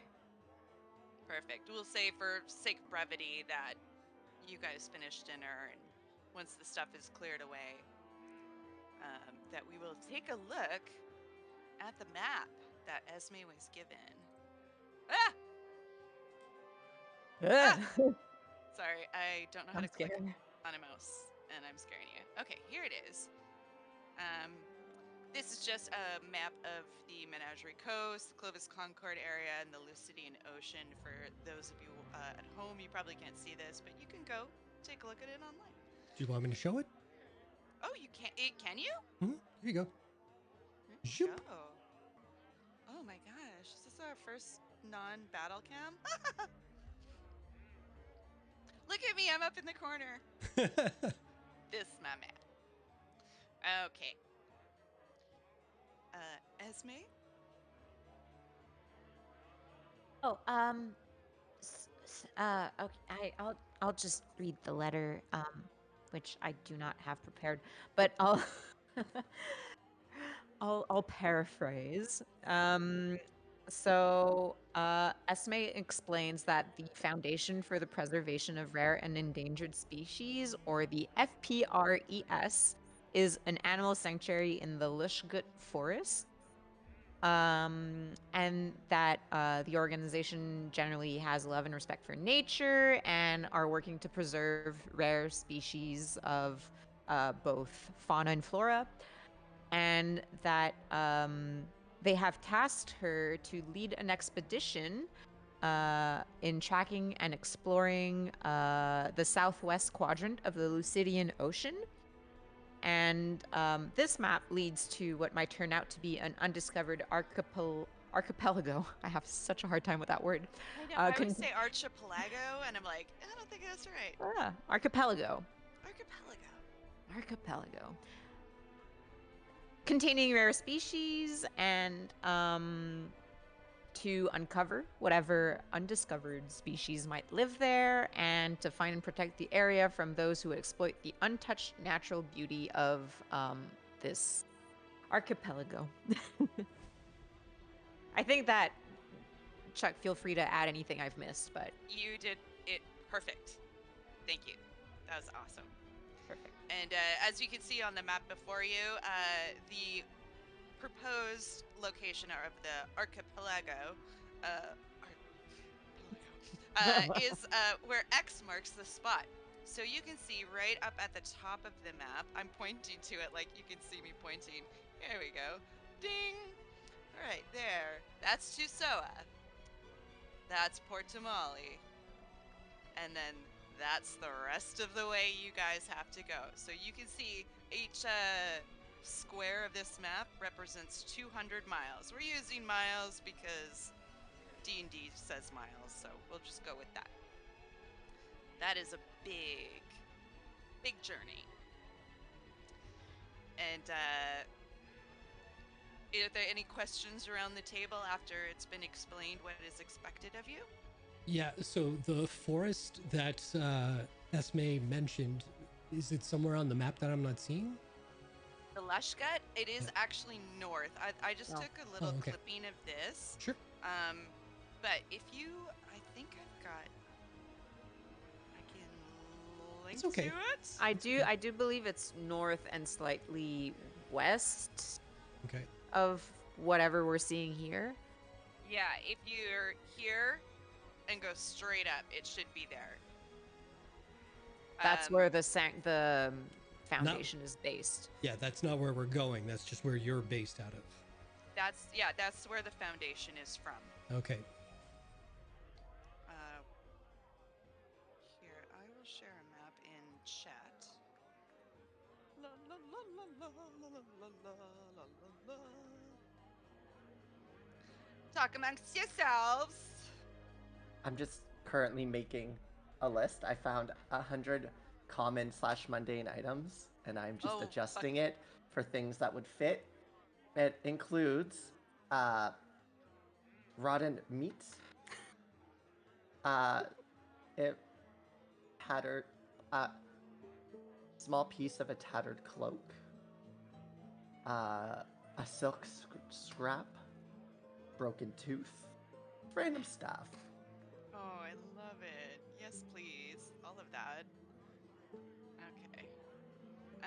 I'm gonna pop this in resources so you guys just can get a visual. Resources in our Discord. Just so you can get a visual of where I'm talking about. Lush Guts up to the west.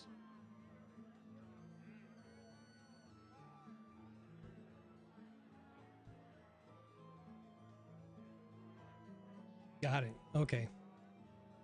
So it's like at the Alaska part of this. Yes. Of Wildemount. Yeah. Okay, that's cool. So you guys are based out of there. You came this way. And so far, all we know is that we're going from Tusoa down to Port Damali by way of the river. Yeah. Okay. That's the plan so far. Golden. Still, threads his hands together. He goes, "All right. Floyd, did you get the money from the monkey job?" I did. I was holding on to safekeeping. Here you go. 10 gold, as promised. That's lint. I'm sorry about that. That was not part of payment. They paid gold. You keep the lint. See, it's a tip. And he puts it in there. He goes, "All right. So I have made arrangements in Port Damali for you guys to find a sailing boat. And I think what the plan might be is from Port Damali, you will be taking a sailing boat. I would love to put you all on an airship. I'm sure going in comfort would be much more to everybody's taste. But boat is what we can afford at this time until we actually get paid by the foundation. You have the choice, depending on the weather and the shipping lanes. You can go to Flora. Let's have a look see at the map. Yes, I am pronouncing that correctly. There's also the Twinward Isles. You'll be basically just hopping island to island, picking up supplies as you go until you make it to the area in which you are expected to find this archipelago. Are there any questions so far? That seems pretty straightforward. Now there is the Darto Isles. I hear they're full of pirates, so maybe we want to steer clear. Check out Boali instead, and make your way from there. Although Darto will be the closest to the archipelago you guys are looking for. So Floyd, I know you got a tough figure. I'm pretty sure you talking to pirates might not be such a bad thing. That's what I like to see, my big handsome boy. I have not even the most confidence in you all. Now, since we have not gotten paid, not a fault of Esme's at all, but they were only offering us full payment upon return of Esme and her findings. So I have dipped into the kitty, the petty cash, and I've managed to scrape together what I was going to spend on the staircase to fix it. Um, uh, but if you guys are smart, keep your receipts, bring them back to me. I'm sure we can get them reimbursed. But what I've got to start you off is about 50 gold pieces each. Is that okay? That Oh, seems mighty fine. yeah, that's awfully generous of you. I haven't gotten paid myself yet, so I don't yeah, I haven't I I don't really know what's happening payment wise with them. They'll probably communicate with you about that, Mr. Stell. Just Stell, my dear, no mister. I mean, unless you're. Uh, No, uh, that is for another time. Perhaps, yes, these will generally pay for. It's about a gold piece, food, and sleeping. As for the boats, I'm not too sure. You might have to catch a boat on one of the shipping lanes to get to some of the islands and maybe find another boat, maybe work as crew to get free passage. You might have to do Floyd, wheeling and dealing, double dip, that kind of thing. Yes, I'm pretty sure you can. I'm not quite sure I understand. What type of work do you do aboard boats, You have to make them sail. You make them go. and how do you do that? You have never sailed. And they're sending you to explore the archipelago. It's okay. Uh, I learned recently. I show you. You stick with me. I show you good time. Thank you, Mr. Floyd. Not only my best mercenary, but what a teacher, eh? Good instructor, eh, Faye? Yes.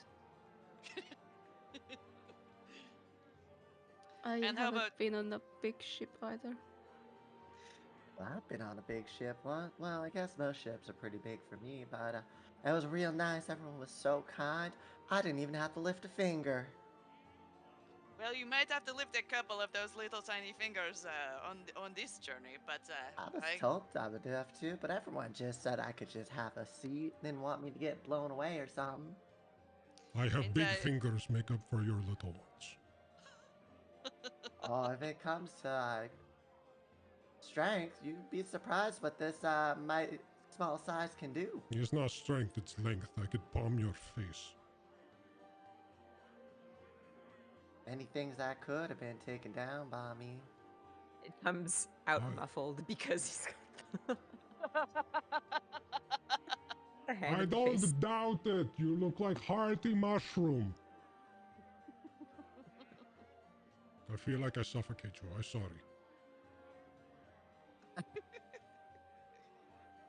Please wash your hands next time. oh. Well, if that concludes our business, if you guys have any more questions for me or Miss Esme, Yes, please, I'll try and answer to the best of my abilities. So just to, Floyd, yeah, the just whole bar saw your hand. Scrapes on the ceiling. yeah. So just to be clear, we're hitching a ride from something that's going to do a couple of pickups, and then we grab a ship to go through the various archipelagos. Islands. Yeah, Yeah, you can grab a ride to Portamali, or right. from Portamali to Pomaflora Yep. or the Twinward Isle, depending on what has the most likely way to you to catch. Like it looks like the Twinward Isle is on 3 shipping lanes, Mhm. So there's probably more traffic going there. But Right. Portimali is a major port city. Yeah. So, yeah, those are your options. And so the ones we're looking at, it's like from the Bisaft Isles and downwards, or is it from the Gravid Archipelago goes and then all the way down? If you we don't have to stick totally to the shipping lanes. Oh, I'm not. It's yeah. Yeah, it's sort of cross that bridge when we get to it kind of a thing. Oh yeah, I'm just like asking what the general idea was. Oh, the general idea is Port Damali to Twinward Isle, Twinward Isle to Broken Bank, maybe over Got to the it. Gravid Archipelago, over to Bawali south of that, or Dark Toe, and then you basically hop islands, pick up supplies, weasel your way basically into this area. Okay. That's perfect. Thank you. Does that clarify everything? For me, yep. Okay. I do have a question. Oh yes, of course, You've Sir been Jeff. needing a botanist, and well, I was just wondering why. Well, apparently, the Foundation would not only like to preserve the rare animals and exotic species that live in this archipelago, but they would also like to study many of the plant lives that may not grow anywhere else in the world. Oh, well, that makes some more sense. I was like, didn't understand why I was here. Well, we have Esme, who is apparently a nature expert with a lot of the fauna. And then, of course, there's you, who's an expert in the flora. More or less, yes. And then you got the muscle, and he gives he gives Floyd a big slap on the shoulder, not budging him.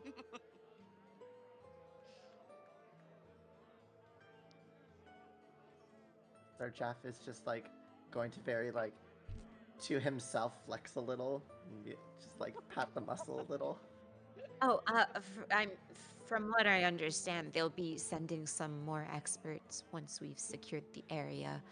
But because we're pretty much investigating an uncharted archipelago, they couldn't send a whole crew. So, yeah, it's just gonna be the four of us, and Petunia, of course. Yes, you were acting almost as a scouting group. I haven't done that before. That's gonna be mighty fun. I expect there's many notes. If you would like some parchment, I'm sure Madame Cloud, back at the Black Anvil, will have plenty of parchment and paper for you. Pardon me. Burping mid-sentence. Who doesn't love that? Professional. Watch out. Any more questions? I'm just here to help out, really. So no. Just so I'm not forgetting to ask something important. Once we get to the Twin Ord Isles, the ship that we take from Port Damali to there is not the same ship that we're using to go to these other places. We get onto our own ship and navigate that ourselves to these other places. Is that correct? It is possible you could nail down a ship in Port Damali, Okay, same thing. depending on how you guys interact with the contacts that Stell has put together. So that's all part of our brand. It's not like that's going to cost us extra, so we shouldn't be putting gold aside or anything. Mm-hmm. Okay. Like, I'm good. it's if you manage to finagle a ship that will take you the whole way there, that's up to you guys. Okay. That's up to some saucy dice rolls. Got it. And if that is going to conclude our Q&A over dinner, I will close down the evening. You guys finish up, pay your bill. Stell excuses himself. He's got something to do over at the orphanage. He has to make sure all the children have many toys to play with and you know, uh, Floyd, you know that Arlen, the elf that was sitting on his lap earlier, runs the orphanage. And you know that Stelp spends quite a bit of time there. But In he front of the leaves children. not in front of the children. Well, no, it's a different floor completely. Uh, made it weird. My brain is making it way weirder. Don't worry. Okay, let's leave this topic behind. I'm sorry, Brookworm. Who Arlen belongs to, I might add. You guys are free to go enjoy your evening. You have the barge to catch tomorrow at crack of dawn, so it might be a good idea to go back to the Black Anvil, get some sleep, and prepare for your journey tomorrow. At some point in the evening, if we are like in the general space, Faye would ask Esme if she can pet Petunia. Well, I'm fine with it. It's mostly up to Petunia. And Petunia, does Faye speak Draconic? Nah. So Petunia will approach and take a little sniff at Faye. And then just look up expectantly at her. She just kind of offers her hand, like to smell the hand. And she'll sniff it and then just kind of like boop it with her snout. Try to pet her a little bit. And yeah, as some cats do, she will let her pet her, but after a while she'll just go like, and then wander off, like the bipolar kind of tap cat. That's situation. enough. Yeah, exactly. It's like, I'll let you until like, okay, stop it, bye. Pet me with your eyes. I have got sick of Exactly. your shit. Hiss! I say hiss! Oh, yeah, don't take it personal. She is again, she's got a bit of an attitude. But so far as some interactions go, I think that was a good one. It's alright. I like her. I I mean, she says she's indifferent for now, but that might change. It was a 5 out of 10 pet. Her hands are pretty cold, so I don't know how it Yeah. feels to a dragon. Or I mean, she's a lizard. copper drake, so no like ice. I get it. Kind of, yeah, resistance or whatever. And so, well, Esme would excuse herself, considering she's more of a morning person, and eventually retreat to rest with Petunia. Unless someone else has anything to ask her. Well, you know what they say, early bird be catching that worm, so off to bed for me now. Good shuffle. Yeah, literally. Toodaloos. All right, if everyone wants to bed down for the night, you get cozy in your single cots. Floyd, of course, your feet stick way off the end to the point where they've brought up an ottoman to put under your feet because you're way too big for the bed. Which is great for my feet, but I'm still like, like this against the wall headboard. It's a half floor, so everything's angled, and you're just like, oh, But it's my in your feet head. are comfy. I guess that's the important thing for blood flow. All right. Good night. Before Floyd goes to bed, you hear a little rap on the door.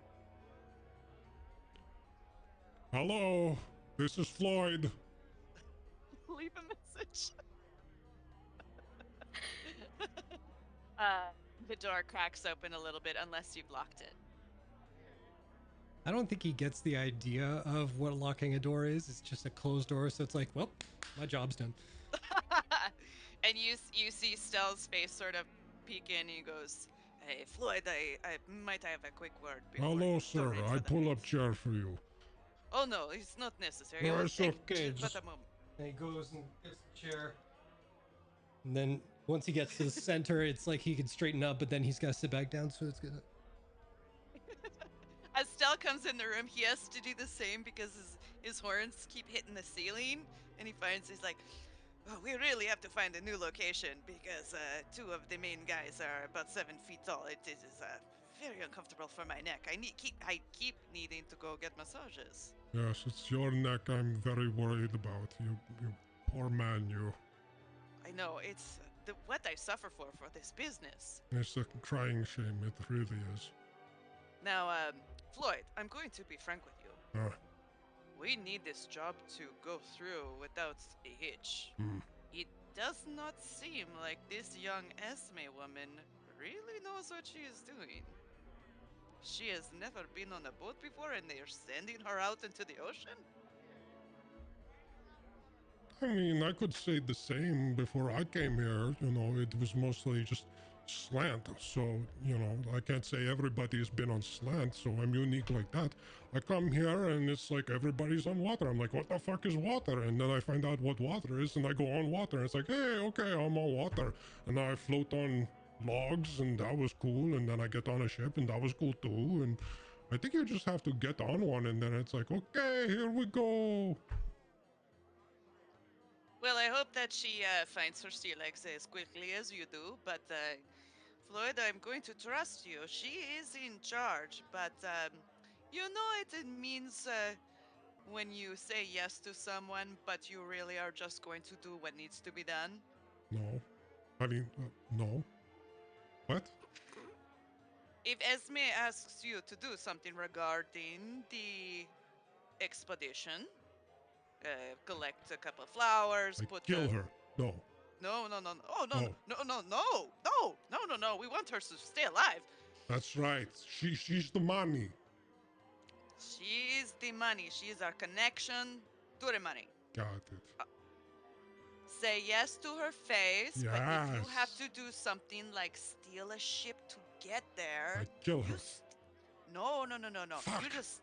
You steal that ship and you Okay. take her and keep her safe. I Keep her steal safe. her on the ship. Yes. Okay. It is our moral compass is a little different from you to say this Sir Jeff too. He seems very like a good guy. He You know? tastes good. Don't eat it. Don't eat Sir Jeff. No, I'm just saying, in general, he tastes good. That's a good thing. I'm You sure don't find it a lot of is. people who taste good. No. Very tacky. You have to tell me where your homeland sometimes. Although I will have to drink a lot beforehand. Do you get what I'm saying though? Uh, Roll an intelligence check for me, please. yes. You do. You do get it. And Faye is new. You can get her to help you. But She doesn't ask many questions. She just does what I say. It's pretty nice, to be honest. She is very quiet, but she's very capable. I think she might have had some sort of bad past. But good night, Floyd. Okay, okay, goodbye then. Okay, and he he like backs up and scrapes his horns against the ceiling. He goes, "Oh Christ, I need these polished again." And as he Shuts closes the door, Floyd goes over to the mirror and he just kind of looks in it. That smile. Winning. He just goes to bed. Tana Symphony seems to like it. Yeah. All right. And we close the evening. Unless anybody has anything last minute. I think because Faye doesn't sleep, she takes the 4 hours of meditation in her room, after which she just hangs out in the general area. There's And like probably a living room with some old couches. yeah, and probably if like Still comes back late from his trysts, face already up, and is like, "Hi." Yeah, she knows more than anybody else. She goes, Yeah. okay, I've been away for this many hours. All right. Smells of elderberries. um, as the morning starts to approach, Lady or Madame Cloud is already up before the crack of dawn, looking stunning, glasses, tight dress, and she is waking everybody up, knocking on doors. And once the group is gathered in the main area, Nope. Damn. Sorry. inspiration. So that's what that feels like. All right. So Yeah, as we're baby. walking downstairs, Sir Jeff is just going to reach in and pull something out. Ooh! And I'm What are gonna you roll. getting? Where is it? Where's the dice? Roll for titties. What are you doing? 11. It is a piece of bread and cheese wrapped in a cloth. Oh, Aw, lovely. Nice. That is Breakfast! probably one of the best options I could have rolled. That's so cool. It is. There's a one magical item in here. It is the most useless thing. It's perfect. I've already approved it. Oh, okay. As the party gathers in the general area, Madame Cloud has already made a just like a carry-along carafe of coffee that just sort of hooks onto like a backpack, and she's like, "Who wants this?" I can carry it. All right, thank you, Sadly Faye. can't. I have a shield on my back. Be rather mighty unpractical, or impractical. Yeah. Have fun, guys. And she goes back to her desk and sits. Still is nowhere to be seen. He's But probably sleeping. It's at the orphanage. yeah. um. Well, thank you. We'll be in touch if anything. Yeah. Good luck. She says without passion. Thank you very kindly. Hope you have a better day. What was that? You alright, bud? Do you need a banana? I don't like coffee. It tastes like dirt. Oh no. All right. It seems that Stella's not going to come to see you off. So sunrise is quickly coming your way, and you have to get to the logging camp. Okie dokie, hockey smoky. Here we go. We go back to the the fucking. What did I write? McLerner brothers. Yeah? Yeah. I said it right because I'm smart. Yes, they have the boats for us to go down the river to Port Damali, and then we can arrange for passage on the Lucidian Ocean. Find Mr. Stell's contact and go from there. All right, so everybody, raise your hand when you have all gear, and then we go for a walk down to Timber Mill. Sir Jeff's already like outside the door, just like waiting with the Where's trail your on the- walking buddy? I have actively made Jason a camp counselor. Well, I don't have no walking buddy. The Uh, mushrooms tend to keep me company. You can hold my hand. Esme just thanks. grabs Petunia by the scruff of the neck, and just flops her onto her back and shoulders. Petunia's fine. Sir Jeff, do you want to be picked up on neck and be on my shoulder? But absolutely not. All right, here my hand. Mighty appreciate it, but I think I'm fine walking beside you. Okie smoky, you keep up. I can hold your hand if you'd like, Mr. Floyd. Have you washed your hands? I'm kidding, I don't give a fuck. Here we go. And he Well, takes your Oh my hand. god. I can just kind of stay back in with Jeffrey's speed, so that they aren't left behind. With my mighty powerful 25 feet of movement. Ooh, That's almost watch half out. of mine. All right, you arrive at the logging camp. You meet Bill and Phil McLarner. They're all ready to go. The barge is already in the water. The boats are overturned and being held by their moorings. They have their long, I believe it's called, and don't at me if I get this wrong, a quaint. A quaint is those long poles that you press against the bottom and rocks of the rivers. Something like that. I don't know. Good I Oh, I learned know what you're question. talking about. it's what they use in Venice, so I'm assuming. Yeah, we all know what That's you're talking about. cool. Do we know the name of it? No, I didn't. I didn't till about 3 hours ago. Hey, Chuck. Hey, Or, Chuck. Point of inspiration for your bullshit. my You can't bullshit's do the that. best bullshit. Okay. You launch your boats, and the brothers push off with their long poles, easing themselves into the rushing Tyoden River. The current catching them gently at first as speed begins to pick up, the true force of the water can be felt.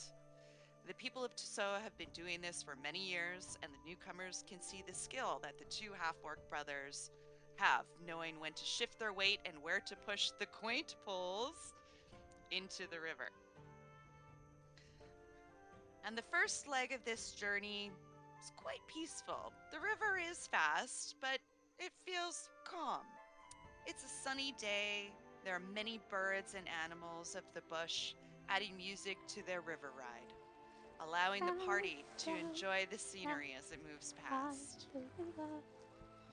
This gives you time to tell me, because I forgot, who's in what boat. There's boat 1 at the front and boat 2 at the back. Each hold two people. I know that I would be with Esme because I promised to kind of teach as we go along. And I figured this way we got 2 members of the crew with all the new ones.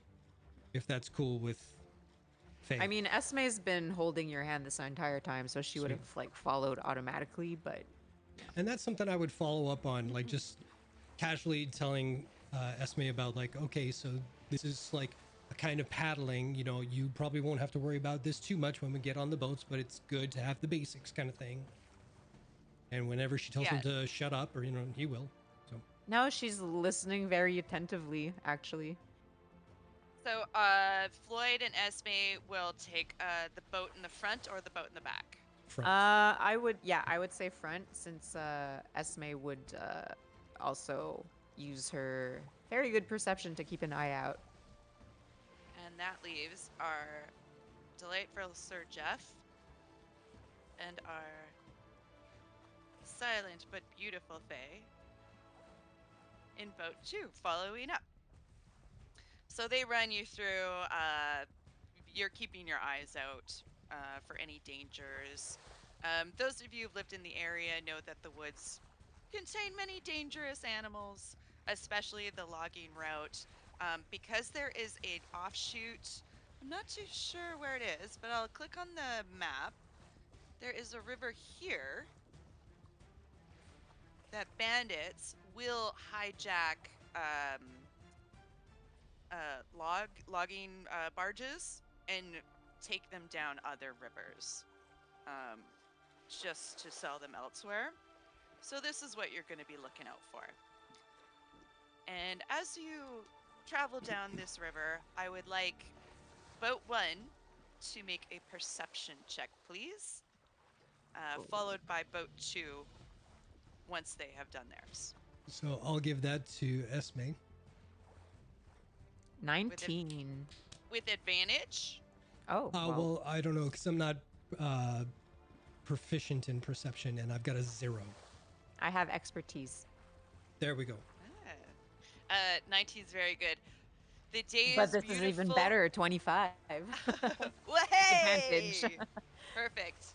If I ask, this might be a point of house rules. If I ask 2 people to do something, it doesn't matter if you're. It doesn't matter to Carly's house rules 'Kay. if you're proficient in it or not.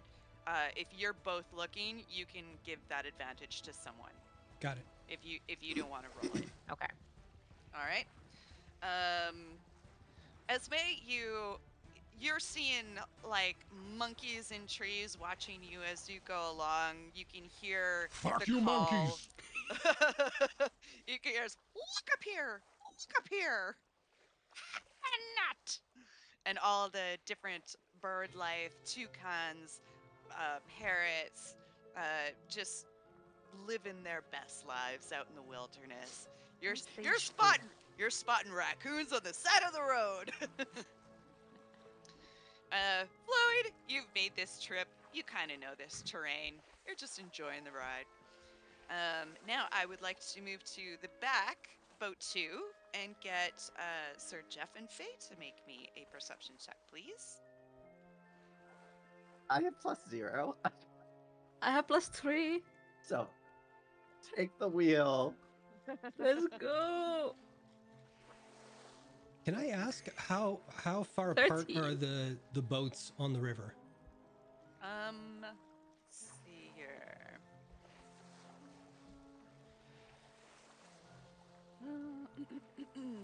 From the tip of yours, I know how to measure. Oh my god. Do I have to mean, use an actual sometimes ruler? when they are bringing logs through a river, it can be like a kilometer long or something. So maybe not that much.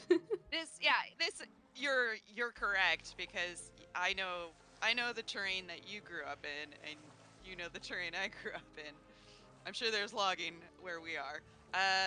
It's about 30 feet from the middle of your boat to the beginning of the barge, and then same as behind. So roughly anywhere between like 40 and 20 feet from the barge.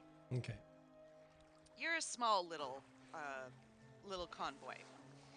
And the boats, I should probably tell you how big the boats are in case you're wondering. 5, 10, 15, 20. They're about 20 feet long and about 10 feet across in the middle. And they have oars, big oars. And the barge itself is 5, 10, 15, 20, 25, 30, 35. About 40 feet long, about 20 feet wide. And the second boat is behind the barge? Is that correct? Yeah, Okay. you're in a line. Yeah. That sounds like your cat in a battle. Oh, excuse me.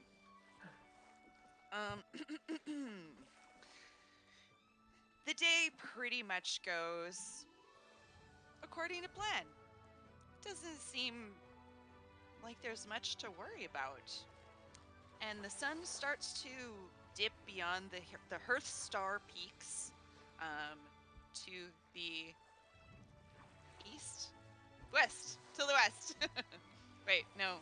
Yeah. Yep. Yeah, to the west. It's not right or left. It's east and west. Those don't change. Okay. I know things. The brothers shout out that it might be a good time to pull aside and make camp. Knowing this river well, they instruct the boat to watch for a bend in the river ahead of them where they can moor and for the coming evenings. And since I've got Esme and Floyd in the front boat, I am going to get Floyd and Esme to make a athletic check for me as they start to come up to this bend in the river. Floyd, you know where this this section of the river sort of has a dip in it or a cutout where the waters sort of slow down a bit, and you know where they generally make camp. I just realized our team is Pink Floyd. But yeah, our tokens aren't up yet. Okay, So, athletics, that's a 19. Nice. Who are you? It's almost like I made this character to be good at stuff, you know? What are you doing? But don't worry, because the 19 is going to help you out. As Floyd, guiding the boat, comes towards the shore, his oar catches on a large rock he could not see from the surface, and he gets stuck, and he can't quite pull it out. It's just where your arm is in a weird position, and then you feel like you stretched something wrong in your shoulder, and Floyd's like, ah. And but luckily Esme, eyes on the prize, and is just paddling and paddling, paddling, and she paddles so hard. Floyd actually sees like glancing at her firm muscles, and she's just a little bit more capable than she's letting on. And finally, Floyd's oar gets loose from the rock, and they really go fast into the shoreline, faster than they were expecting. So the point where the boat comes up on the shoreline, and they are set. But you see the barge is coming up behind you, so it is up to you guys to be quick and dexterous. Roll me, what is it? Acrobatics. Oh, no, no, no. If you're lifting a boat, roll me another athletics. You have to get the boat out of the way before the barge comes up against the shore. Oh, 9. 9. Here we 18. 18. It seems like the tables have turned, with Esme not understanding that the boat has to be moved out of the side. Floyd just literally picks it up by the center bench, lifts it over his head mightily, and just plunks it down. Ah, my And then sciatic. and then carefully just gets Esme to back out of the way as the barge comes shifting up onto the soft shoreline. Behind them, Sir Jeff and Faye, you are going to ram into the back of the barge if you guys don't back paddle quite quickly. So I'm going to get strength checks from both of you as well. Also, we're Strength being or raided. athletics? Oh my god! Letting you know. Oh, Yeah. hi! We're landing boats because that's how we're parking the boat. Thank you pour une poignée de pièces d'or. Welcome to our new little mini campaign. I know that name. I've seen them before. Yeah. Adventuring in Wildemount. Is it strength or athletics? Athletics, please. Cool. 14. 15. Nice, nice, nice, nice. That's a good solid score across the board. You guys, it feels like you've been canoeing together, or you've been paddling together for years. You're shifting like you're doing a waltz, and you know exactly how to turn and maneuver the boat. That instead of hitting the barge, you just delicately go back against the harsh current, and then swing in beside, letting the current push you up against the barge. And hurrah, you have parked the boats for the evening. Well done. That went well. Well, yeah, I did. Both of us are mighty strong. Well done, everybody. That seems like a good place. Good place to put the boats. We're gonna just, Floyd, if you wanna put down some pitons and tie the ropes together, make sure they don't go down with the river. Well, I can gather some camp wood for a fire. Oh, that would be great if you could do that. Of course. Phil, do you have the thing? Yeah, I've got the thing. I can't remember the voices. And Phil starts taking a sack and pulling out a long, long piece of twine with old cutlery tied to it. And they start making a twine alarm around the camp. Oh, very And cool. because they camp here quite often, there is like kind of like a wooden lean-to made out of some old wood, and there's a fire pit. It's not the most it is quite literally a lean-to, so like a plank of wood and a fire pit. that's it. It is pretty rough going, but they set up the camp. Those of you with tents and bedrolls are more than welcome to get comfortable within this long trusted Tusoan alarm system that they got going on. And soon there is an inviting fire crackling to sit around as the darkness descends. Floyd is And- going to take this opportunity once the fire is going to unleash the first of his sausage links. Butterfly cuts it and finds a stick that has like 2 sporks to it, so he can like put it on either one and just kind of try and concentrate like more than he has concentrated on anything that has been spoken about in this campaign so far to get it cooked the way he was instructed to. And it's like you hear on the wind as the evening breeze makes its way through the trees in the camp. Low and slow! Low and slow. Low It and dries out! dry out. Keep it moist! Moist. Fatty moist. Can you believe this? Mom, I want to go home. I'm These uncomfortable. crazy Canucks. Oh my goodness. And you settle in for the evening. Bill and Phil have been standing for most of the day, so they leave it to you guys to come up with the watch because they're exhausted. Well, I don't mind taking the first watch or whichever one people are least comfortable with. I'm used to having to kind of take a short nap, wake up, check everything out, take another short nap. You know, when you travel alone, it's rather difficult, so I don't mind Well, just taking whatever time. likewise, Petunia and I can take second watch, if anything. That I- works. I usually stay up most of the night, so Well, Don't you get tired? which watch would you prefer? well, if I rest first, it'll take around 4 hours. Then I'll be good. Well, that's mighty convenient. But, wait, I would know this. Okay, no.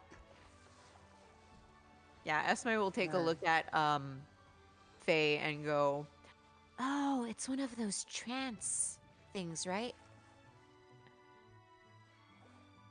Yeah, that's one word for it. All right, I so don't we, know what we that can do means, that. but this seems like it's gonna be real convenient. It seems Floyd here has done some heavy lifting, so probably could do some rest.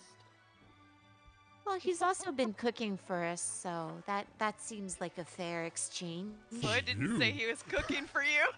Yeah, Floyd's been cooking for himself. This I'm is just when I gonna- wish like Virio would come back and just Claire. I got some extra rations if anyone needs some, so just let me know. Oh, well, I have mine. It's okay. And she gives a long, lingering look towards Floyd's sausages. With half it a is mouthful, like delicious. just being like the misty-eyed tears of like the savory goodness. He just kind of snaps out of it in that like dog mentality of like,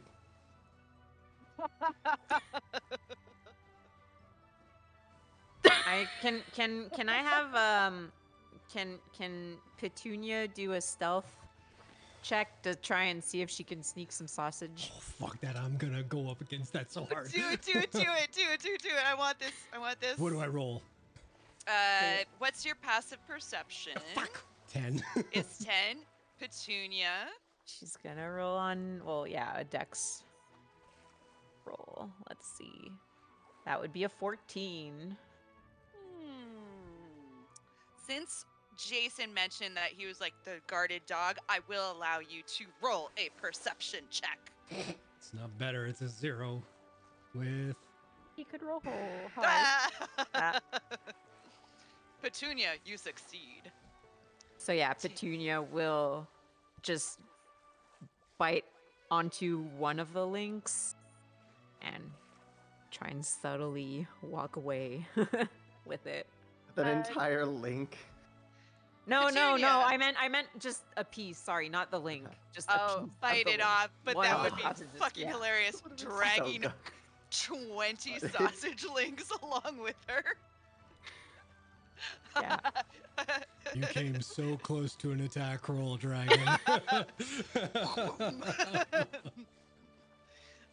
Cast Drake, because you're gonna need a new one. Yep.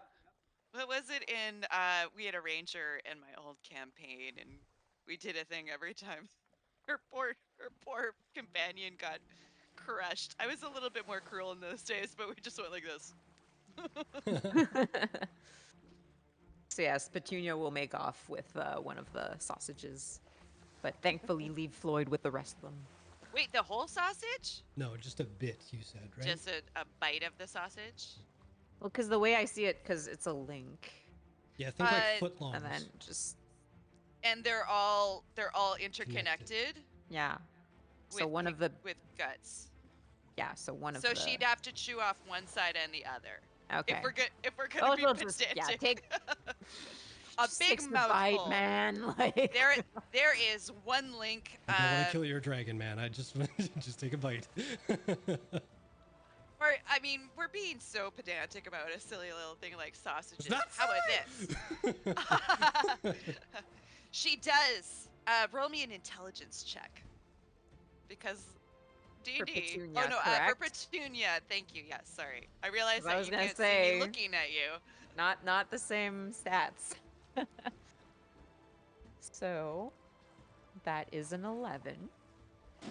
Petunia is clever enough and loves food enough to know that she can bite through the sausage and take the whole sausage. She got the end one. There you go. Boom. You are missing one sausage, Floyd. And after all of this good fun stuff, who is taking the first watch? Sir Sir Jeff Jeff. will. Unless there's any more conversation after your rations and dinner.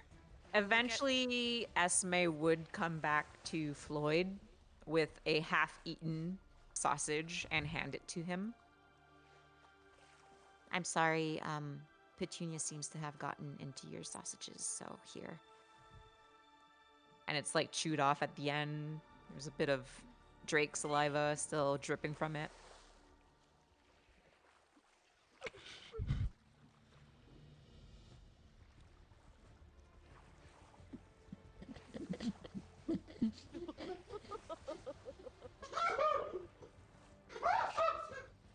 Well, that seems mighty dramatic. Just a He little loves piece of those meat. sausages a lot. Did I do anything wrong? Petunia certainly did, but I just wanted to bring back the... Petunia, look at what you've done!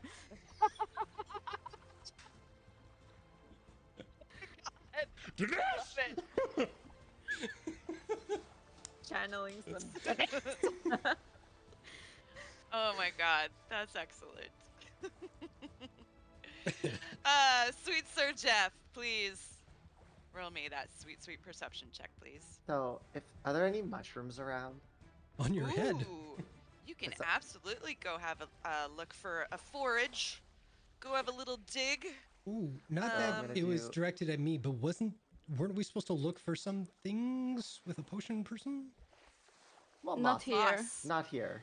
Okay. But yeah. Well, that's a mighty 14. Ooh, 14's pretty good. You find, I would say, 4 delightful mushrooms, one of which you have never seen before. So, Sir Jeff would, the ones that he knows you can eat, he will pick those. The new one, he will take a little notebook, draw it. I'm gonna name you Maurice. Well, Maurice. Do you know if there's any big baddies around here? Have you been getting any feelings lately? Anyone mean? No ruffians or scoundrels? And as you look at your new mushroom friend, and you get that impression that things are good. It's mighty fine to hear. I'll leave you there. You have a good night now. Go back And to the campfire. you feel like a little sort of like a cheerful smile, like a blushy, cheery like emote. That's sort of a good way to translate how you don't talk to Yeah. your mushrooms with words, but you get these emote sort of Yes. feelings. Okay, I good. love it. I like it too. All right. And your watch seems to go without any sort of drama. Nothing creeping around in the bushes. No. Your Tusoan alarm system seems to be intact. And who is taking second As watch? Sir Jeff goes to wake up Esme, he's gonna take the new drawing and crinkle it up, shove it in the hat.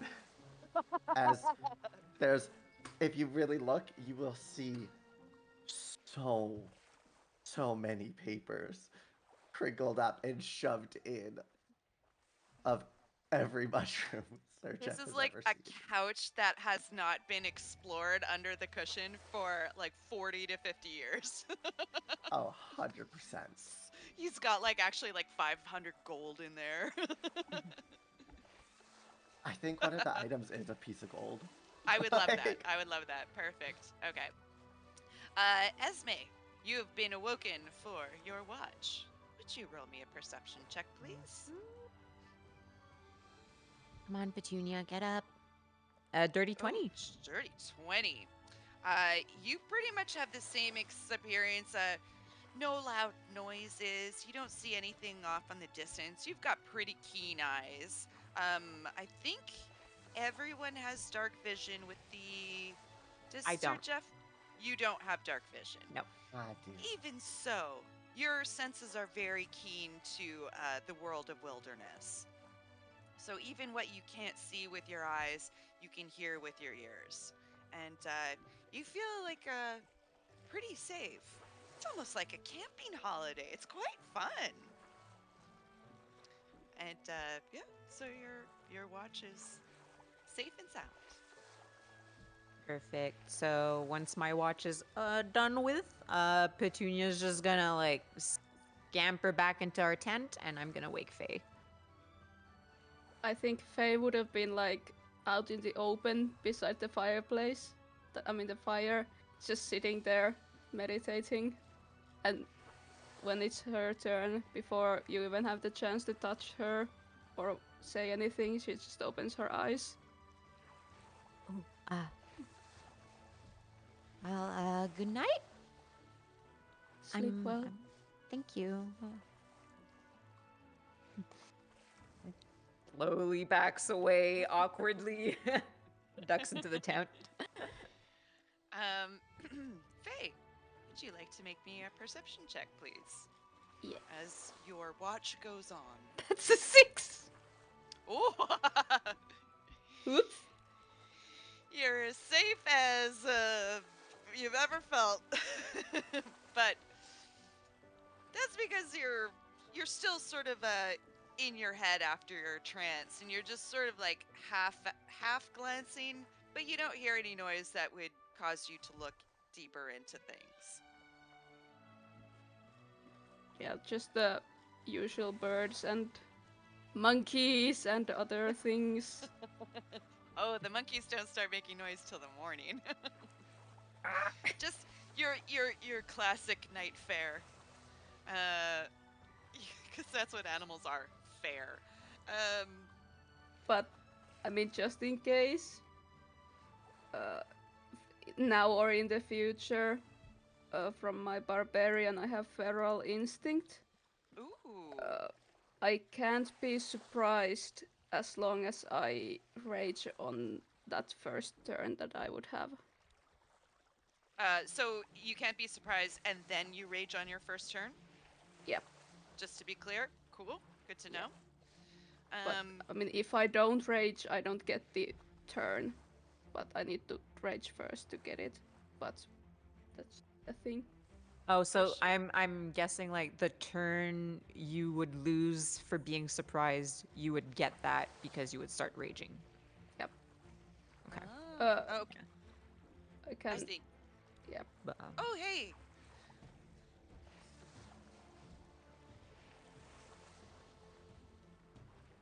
Oh, okay. So there you yeah, go. you Yeah. just as long if you enter the rage before doing anything else on that turn. Okay, cool. That's very cool. Um, but your watch goes off without a hitch. You don't investigate. You don't have anything to worry about because nothing happens. Um, does Floyd get a watch or did Floyd get a full? Because He was she so doesn't have to upset that sleep. I let him. He was so upset that I let him sleep. Hey, very, very nice. Well then, that's the evening over. You all get a long rest. Not that you use much, but you do get a long rest, so plug those in now. And as light begins to rise above the Sirios Mountains, a mist envelops the landscape, gray and overcast above. This creates a difficulty in seeing long range. And as long as there is mist, you all have -5 to your passive perceptions and disadvantage on perception seeing anything further than your immediate area, 60 to 100 feet. Yes, my love, your hand is up. What if I have blind sight? Ooh, then you don't have to worry about a thing. Yay! She's in my boat. But isn't the blind side for like 10 feet, or is this another thing? You Let can me see check. 60 to 100 feet. Um, I and have then blind sight with a range of 10 feet. oh, okay. Just so you know. But Yeah. you can still see it's more long distance. Okay. Like if you're trying to see past 60 to 100 feet as we continue, then you won't be able to see things off in the distance. That's what. And I will go back over this in case we need to. Okay. And thus, we see our group begin a new day on the river. And we are going to see what happens to them next time on Jungle Noir, a Wildemount mini-series. I hope you all had fun today. I certainly did. That's crazy that I'm back in the DM chair. It's been a very long time. I'm so excited. So excited to DM for all of you guys. My sweet babies. So good to have you, Nora, join us on this adventure. Yes. Jason, thank you for being a player and getting to take some time off despite you're still doing half of your job. Well, I don't know the percentage of your job you're doing, but you're producing the show. Thank you very much for that. No worries. Ari, Xander, you guys, always my flirty little babies. You always bring so much fun to the game. You all do. Thank you so much. I'm gonna rest my voice for a while because you I was selling my sausages. And oh, I even have an outro here. Oh, nice. So good Yay. night, friends and adventurers. Please join us next time live on Twitch every Sunday at 6 p.m. Central Time, 7 p.m. Eastern. The series will run from February to about April. And goodbye and good rolls. And like what we say after each game, is that how we do? What do we Have say? safe jungle sex. Gonna say y'all best be wearing some protection, you hear? Swallow your sausages. Slap Yep. some rubber on them.